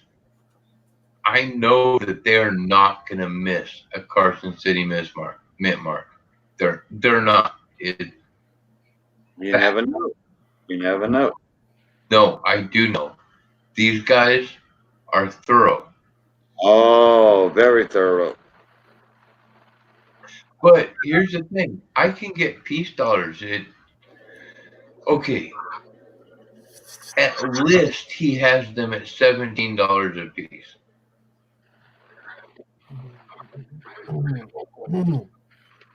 And I know if I get him, I can get a way better deal than that.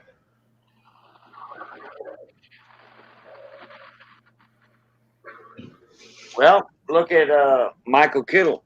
He's in California. His coin club, he bought 4 or 5 Morgans at below spot at a deal. And guess what? One of them was a CC. Oh, nice. And he bought it from a expert coin collector in his coin club. And it got bypassed. Sweet. Right? Oh, hey. Okay, that was something else. I bought a whole bunch. I wanted Mercuries. I wanted to get Mercs, and I wanted to get Buffaloes. Because remember, Cajun, I used to give away Buffaloes on my channel all the time. Yeah, in fact, I won one of your Buffalo nickels one time. Okay, well, I managed to get back to the same place, and I got a whole load of a bunch of buffaloes again for my next stream. I have 35 rolls for my next stream. I have 35 rolls of $half. And I think right now 14 of them are marked with buffalo nickels, but I'll probably mark more. I don't know. I've got about 250 buffalo nickels that I just throw in packs all the time. See, and the reason I go and get them from is I get a good price, and I don't know.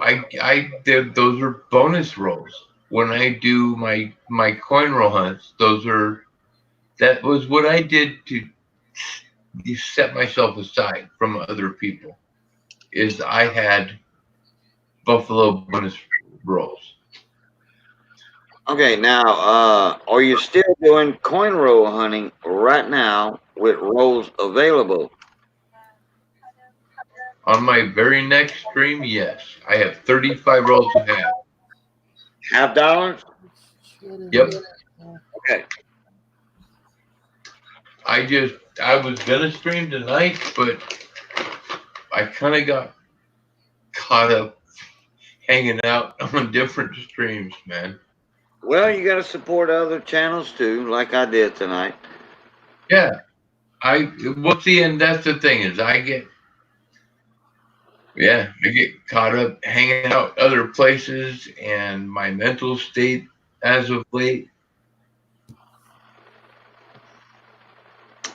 But I'm gonna stream tomorrow, probably tomorrow morning. I've been streaming early, man. Actually, if you've noticed, I've been streaming like in the morning. Well, for you it'd be afternoon, but for me it's morning, and generally it's morning before I'm supposed to be awake morning.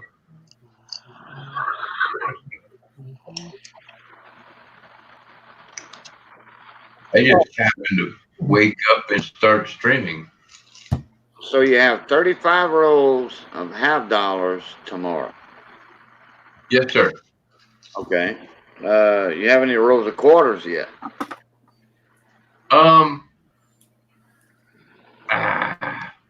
Okay. That's probably going to be tomorrow night, because Cunning Oak is going to go get me a box of quarters. And at this point, I trust him because, like I said, he brought over 15, 16 rolls. And I pulled 2 silvers, the first silvers I've ever pulled in my entire life. Wait. Let me throw them down here. There's a 1961 Denver and a 1955 Philly. Okay. Nice. All right. I mean, are you kidding me? I've never found a silver before in a quarter roll, and Cunning Oak brings over a little plastic baggie full of a few rolls, and he's like, "Hey, search these. These are from our bank because we have the same bank." And I'm like, "Okay, cool." So I did, and bam, there's that, and that's also where that triple die clash came from. Was the same set of rolls.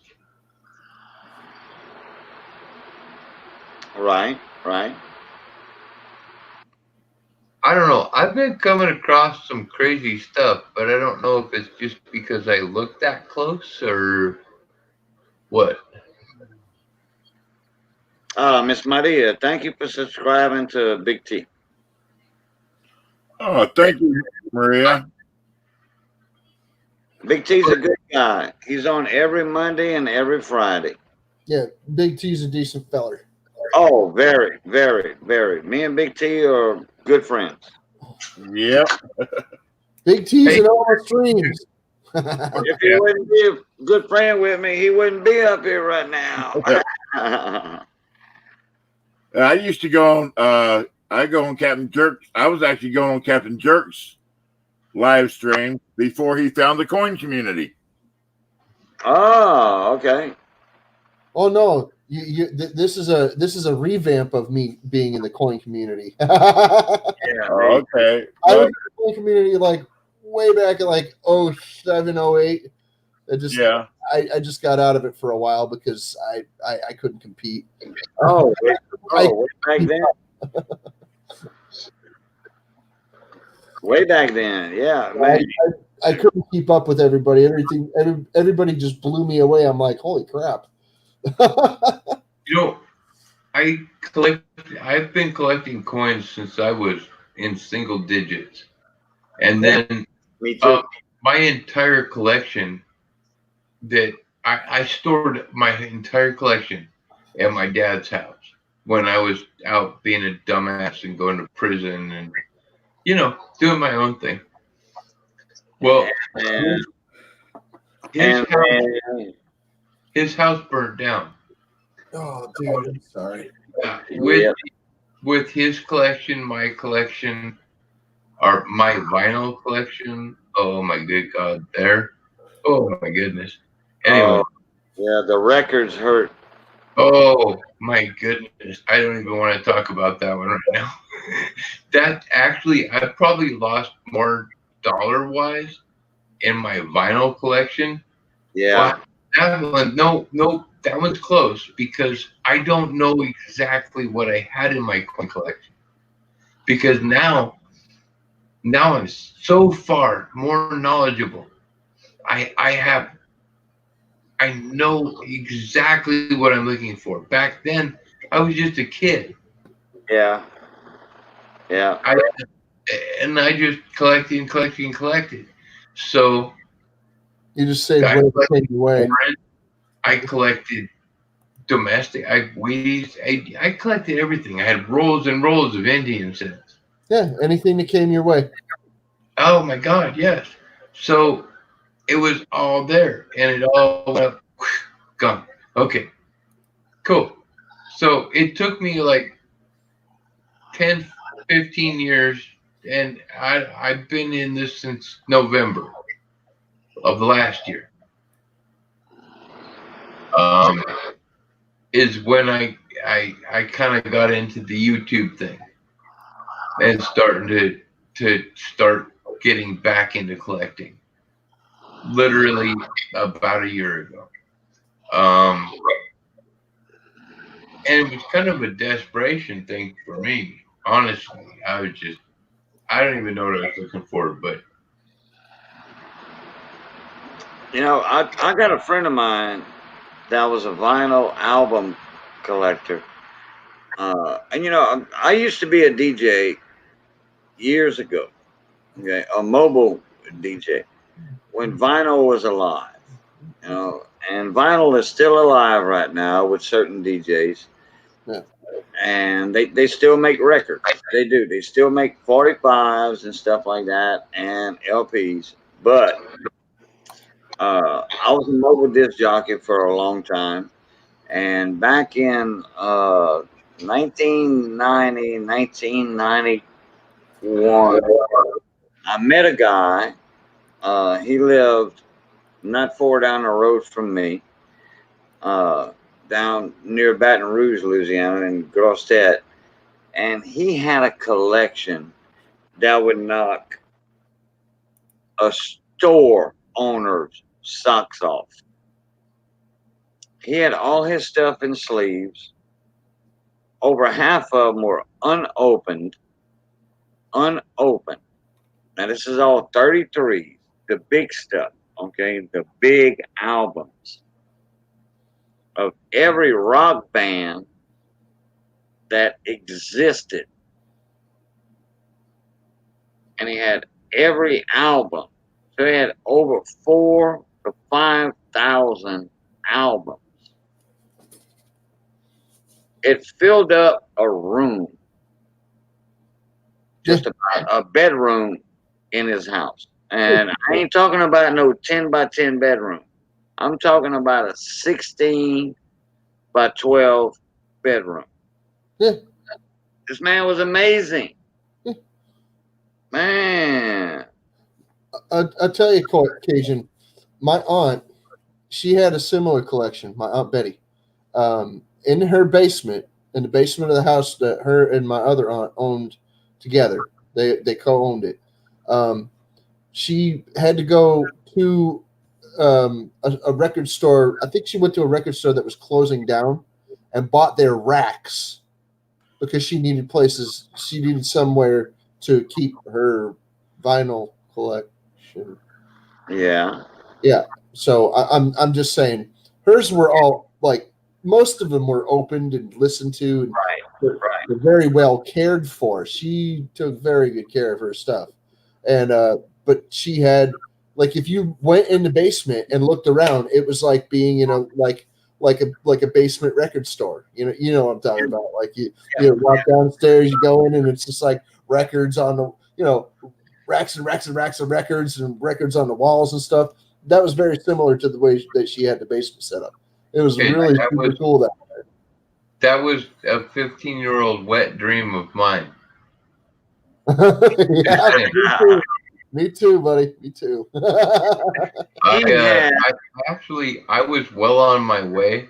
Like I said, I lost many of my collection were still in plastic, still in the oh god, unopened.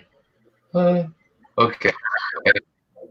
Now, my buddy did take care of his records. Everything was in sleeves. The stuff that was open. And he put the albums in upside down, the open side down in the sleeve, the plastic sleeve. And that was all, the quality stuff, Yeah.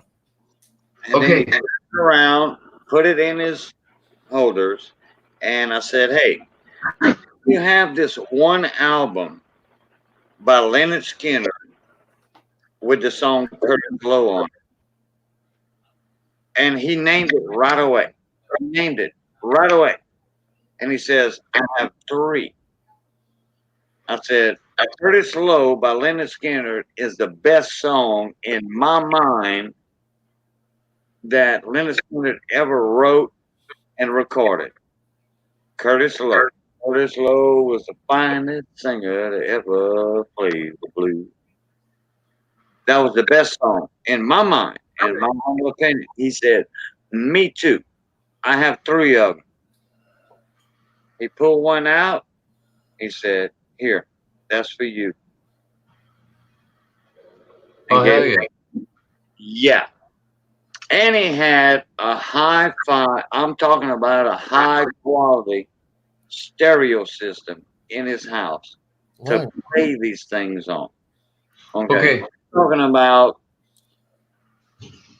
sound quality. You can turn this thing up to like 8 or 80 or whatever the knob said, 8 or 80, and everything was crystal clear, perfect in surround sound.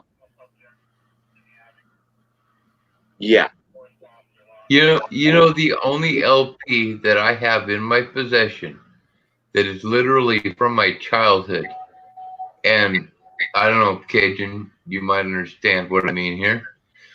It is the old school J.R.R. Tolkien, Lord of the Rings, The Hobbit LP with the almost comic book edition type of page back. You know what I'm talking about? But do you know what I'm talking about, Cajun? Explain it more. Okay. It's a comic book, or is it an album, or? It was an LP, and it's The Hobbit. The Hobbit by J.R.R. Tolkien.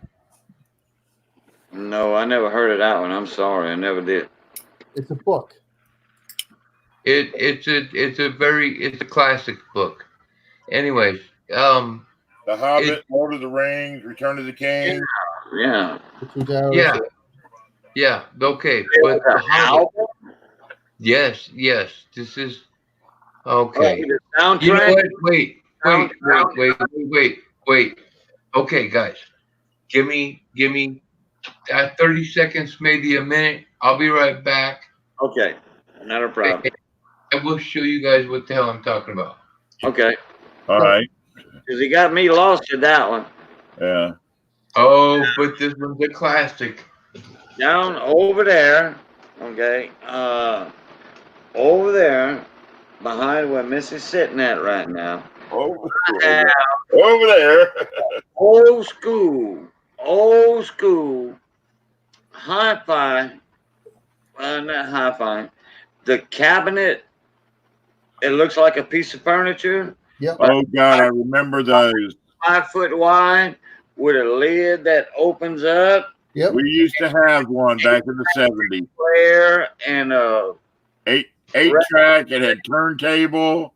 yeah, all right, then they have a side compartment on it to store your albums. Guess Oh. what? I have one of those. That works, and it has the radio, Yep. AM and FM tuner on it. 8-track. And then I have the 8-track player in it. I Sweet. have 8-track player, and I have albums, 33 albums, vinyl albums in there. You know what, Andrew? I remember that record. Yep. There you I go. remember that. What Hell year? yeah, buddy. There you go. Now, okay, check this out though, because this was for little uns. This was for us youngins, right? Oh, wait, what's this? Does anybody really remember what these are? Oh yeah, vinyl. I remember the vinyl. I know we all do, but I'm just really, come on. I've got a stack of those in my freaking storage unit right now. But wait, this is what I was talking about. It's like the cartoon version. All right. It's the comic book version for kids who are listening. They're listening to the vinyl of The Hobbit. Okay, how do you break The Hobbit down into a vinyl? That one, I haven't listened to it for a long time, so I'm not quite This is sure. before the movies came out, right? This is like in the 70s. Like the late 70s, early 80s. I had the same set. Yeah, this is the 70s, Cajun. Okay. This is vinyl. This is vinyl year. Yeah. Okay. Same exact one. Wow. Yeah, and actually, guys, this one is literally, and these albums are the ones that I listened to when I was a wee one. These are also one of the first sets of books I ever read, and I still own multiple sets of, because they had okay, Captain Jerk, you aficionado, wait, maybe. Do you know what the Silmarillion is? The Silmarillion? Yeah. No. What's that? It's the history of Middle Earth. Oh. Okay. Written by J.R.R. Tolkien. It's actually the hardest book of his that I have ever run across to read. I thought it was a woman. What? I thought that was a woman. The Silmarillion?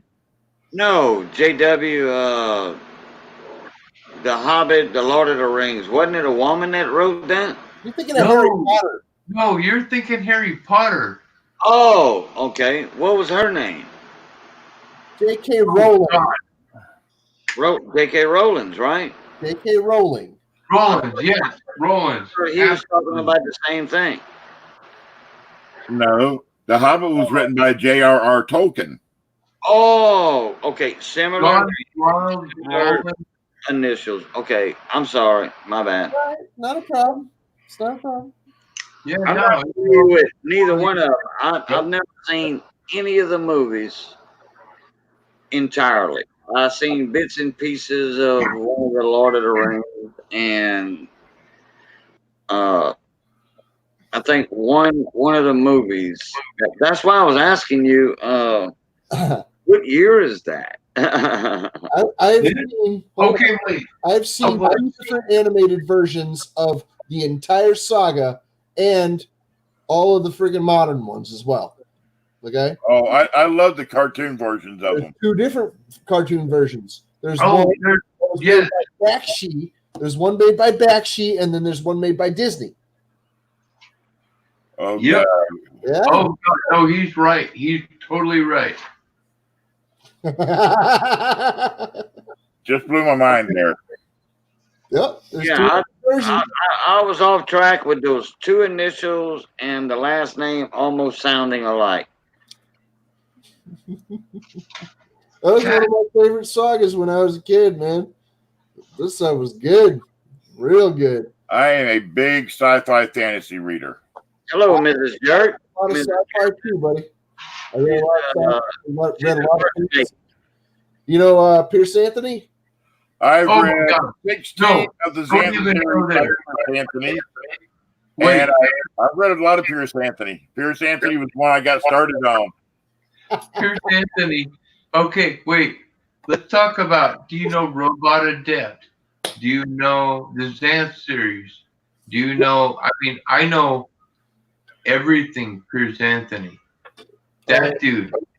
How about, wait, L. Ron Hubbard. Didn't do L. Ron Hubbard. I didn't do Hubbard either. No, I didn't do Hubbard. But I did I did the Robot Adept, I did Xanth, and I did a couple of his solo novels as well. Tree and Did you read On Tatham Mound?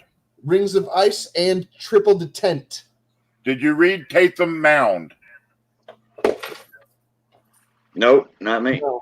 And I did the Apprentice Adept. Yeah. Not just Yes. The Apprentice Adept, Master, all of them. That was the Apprentice Adept, and I did the what's the other one with the elements and the Oh, you're right. Oh my God, I forgot about those ones. the pale Damn, horse. dude. No, I've been drinking. I fell off the boat, by the way, guys. I'm That's drinking okay. tonight. Have a nice day.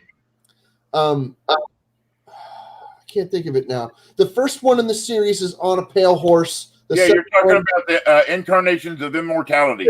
Thank you. Incarnations. Yeah. Yes. Yes. The I did all of incarnation. that. I did Yes. all of it. Yep, I did I read- all of that. There's Absolutely. another. I got to think of what it is. Hold on.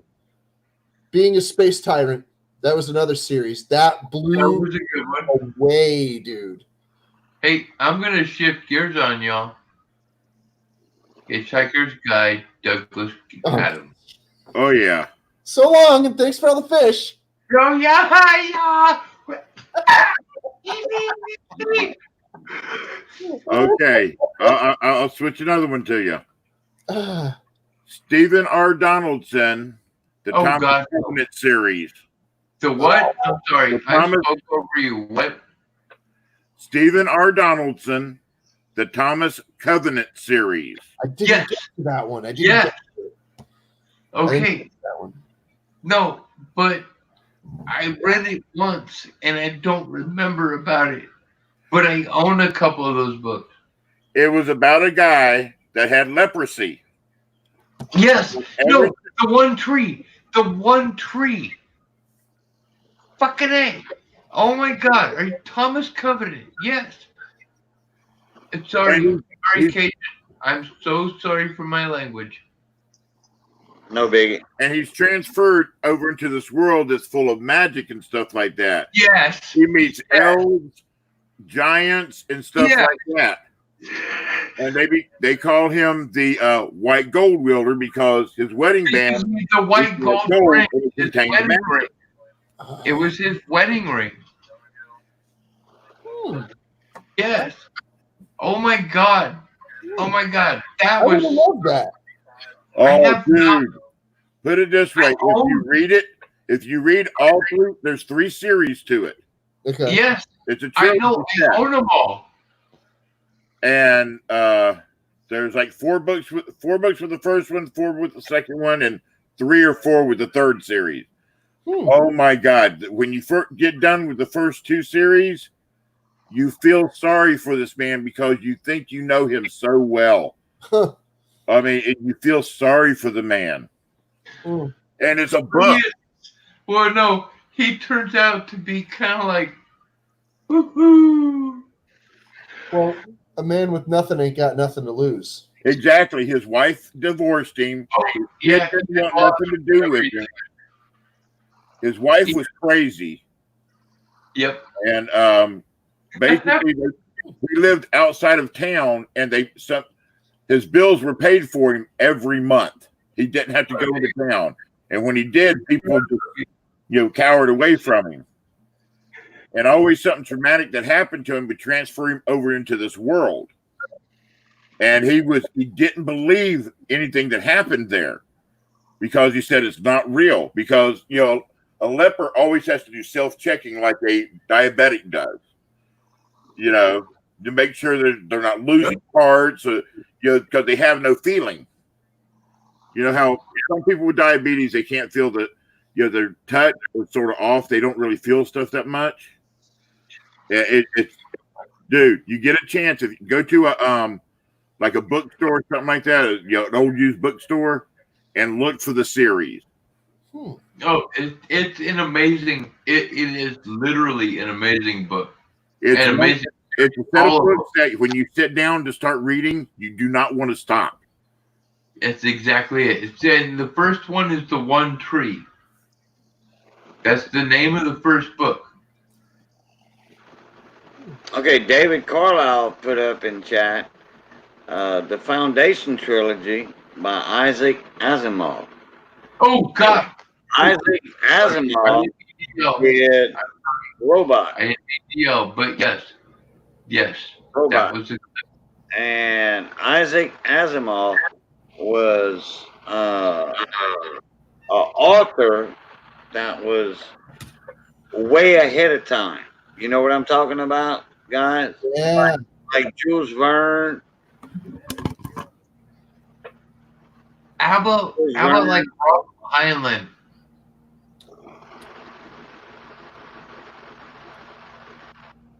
What's that? Robert Heinlein. Yes. Oh. Heinlein is another great one. I'm just saying, he's one of my epic favorites. Has been since I was a wee young guy. Same with Asimov. Wait, Andre Norton. Andre Norton is another one. Now, if y'all want to switch over to like westerns, Oh, I got a few for you. Louis L'Amour. Donald Wayne Porter. How about Louis L'Amour? Wagons West. And the whole series with Whip Holt and and all that. And there's different states, all the different states. Oh, yeah. Zane Grey. That was an awesome series. See, my mom read books like that. Okay. And me and my dad were into sci-fi fantasy. I'll tell you another good series. The guy's only been stuff I've been seeing for the past 20, 21, 22 years. Is Terry Goodkind. I'm not familiar with that one. He did the Sword of Truth series. And let me tell you, a wonderful series, The Sword of Truth. They actually tried to do a series of it on TV, and it didn't last that long. Wait, Big T. What's the name again of the author? Terry Goodkind. Goodkind. Oh my God, I have that book over there. There's 13 or 14 books in the series. Okay, I'm pretty sure I only have one, but I'm literally guaranteed I have a Goodkind book in my house. If you do, I've got one, but it's not from that series, but it links to that series in a way. But here's the thing. I collect books, and I used to collect books. I used to collect a lot of books. And then I started having my strokes. and I can't read anymore, so I slowed down on it. But I have a house full of bookshelves, full of books, and that I've been collecting all my life. That, like when my dad's house burned down and we lost that collection, I lost a lot of books in that collection too. But my dad had another storage shed that had a lot of my stuff in it, which had boxes of books. I have like a 1922 version of the Yearling. I have a bunch of different crap. It doesn't matter. Captain Jerk brought up the Easter Bunny there.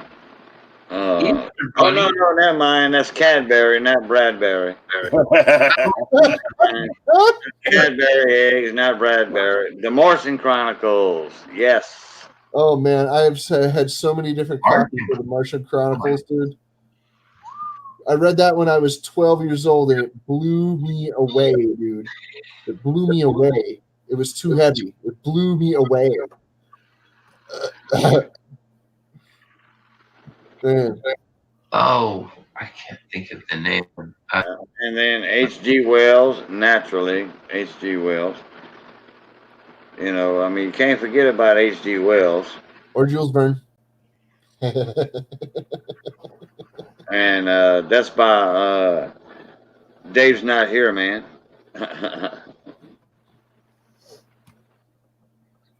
Okay, I got another one for you, Andrew. Alan Dean Foster. The Spellsinger series.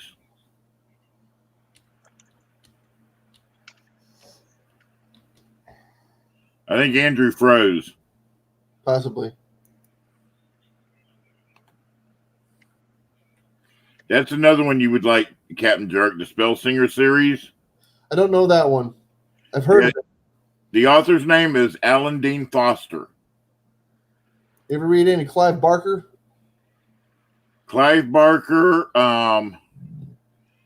and there's another guy that I read, Dean Koontz. I read Barker. I don't read Koontz. I have. I just don't. Yeah. Hellraiser, Imagica, and Everville. Yeah. Oh my goodness. Oh my goodness. Just wow. Yeah. Oh, you know what? I also read Ben Bova.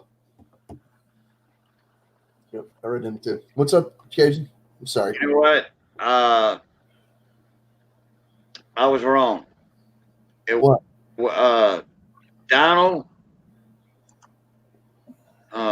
Donald Clayton Porter was not Wagons West.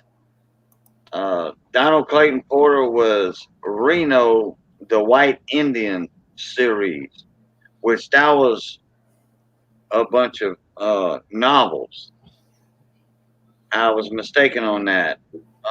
Wagons West with the Holtz and all that, with all the different states and all, was Dana Fuller Ross.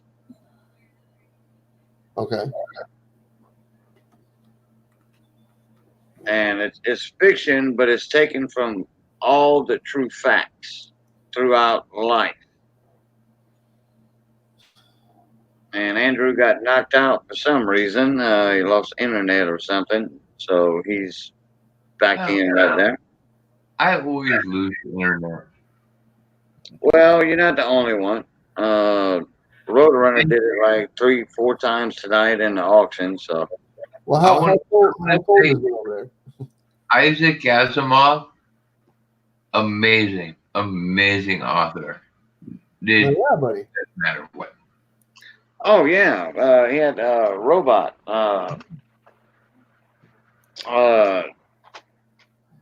And Ray Bradbury as well. Yes.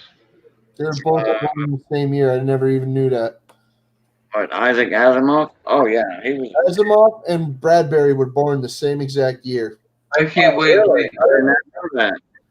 I want to throw one out here. Carl Sagan, Oh yeah, yep. because he was not only like an astrophysicist, but he was a dreamer and an author and an astrophysicist. So he knew what the hell he was talking about. I've read some. He thought he did anyhow.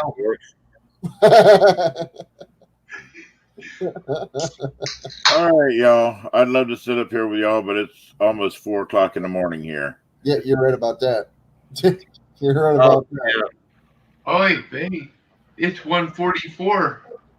No, it's 3:44. Yeah, it is. Yeah, We gotta go with Big T over here. Arizona. Hey, you guys dash around the clock all the time. All of you move. I don't. My 144 was 145. 145. My 145 was 145 a week ago. Good night, all. Yeah, because Arizona does not observe daylight savings time. No, because we're not crazy. But hey, if Arizona would do daylight savings time, when I lived in Tucson, Arizona, when I was working over there, it got dark at 9:30. Okay, if they sprung forward, it would have got dark at 10:30 at night. Oh, goody. Yeah, It gets light. No, the sun good talking to you, Big T. Good talking to you too. Make it over to one of my auctions one night, dude. I will, man. I'll make a point to. I'll try to get over Monday. All right. All right. Yeah, you're going to see a lot of good stuff. Look for a video from me this weekend. I'll do it. Big T's got a point. It's 4:45 in the morning. I gotta get out of here, gents. Thank you for having me up, Cajun. I appreciate you. See you, Derek. Big Thanks T, for letting me up here, Cajun. have a Love good you, night, Jerky. guys. Love you, Big T. Later, Jerk. Later, Later, Cajun. Andrew. Have a good night, man. We'll see you again. Thank you, Big T, for coming in. Thank you, Captain Jerk. Anytime, Big T. Anytime you jump in, I will jump you up in the panel. No problem.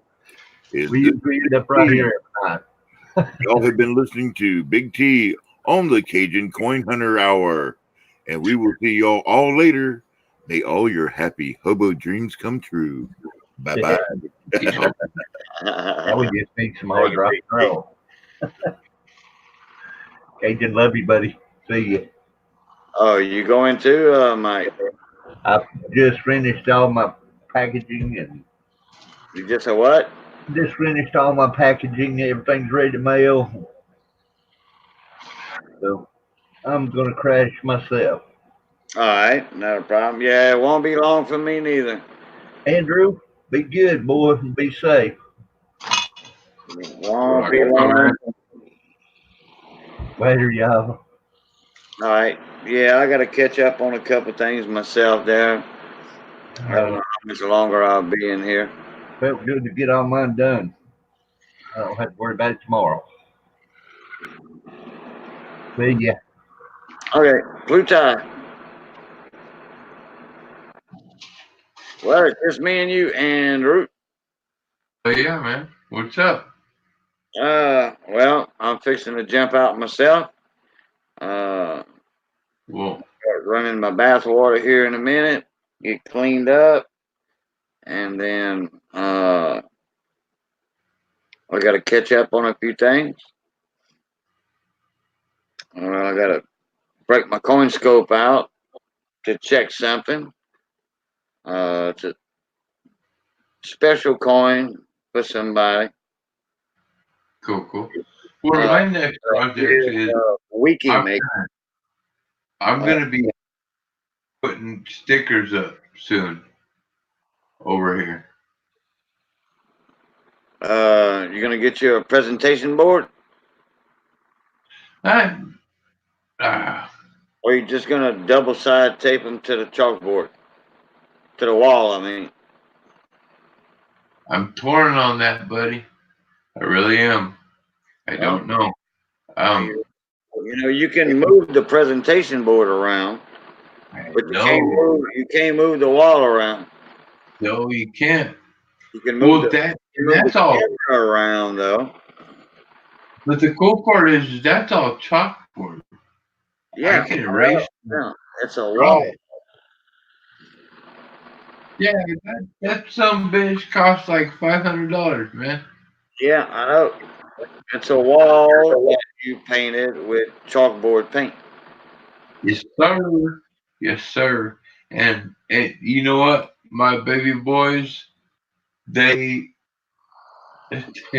they learned how to count and draw their ABCs and 1, 2, 3s on it.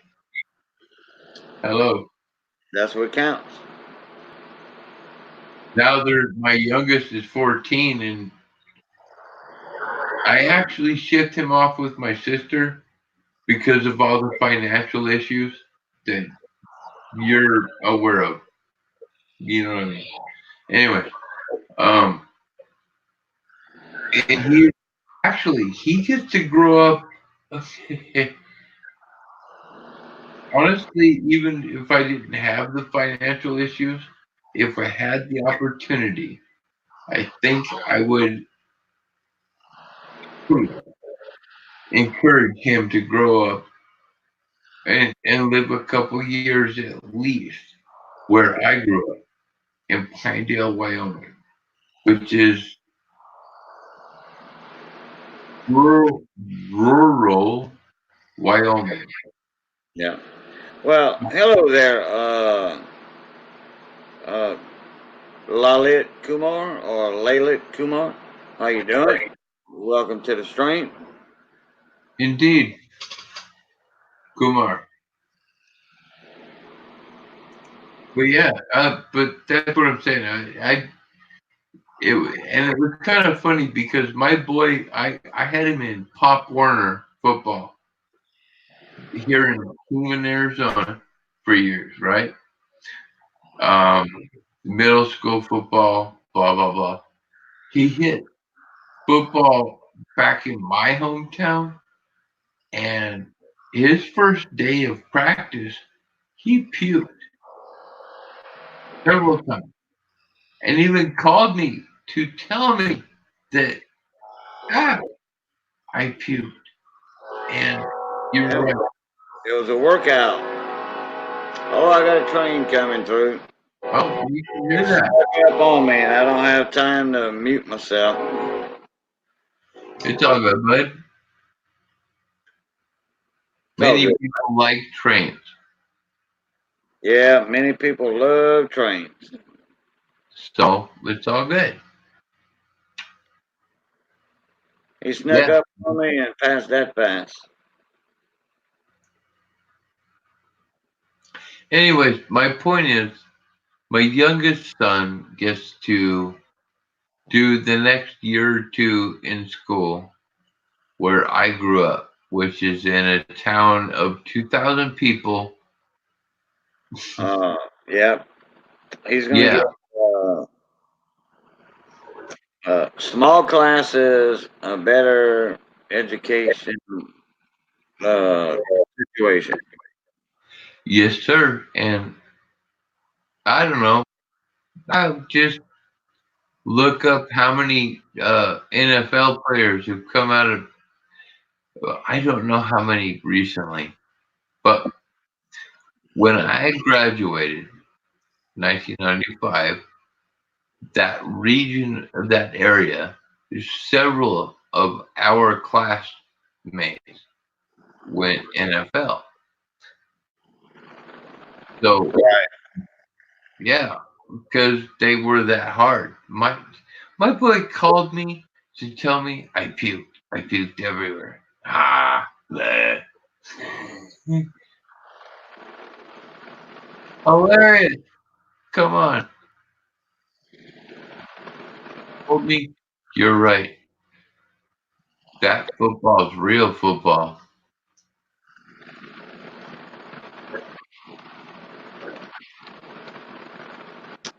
All right, you know what? I'm going to jump out of here. Want me And to jump out first? all us 7 people in here. I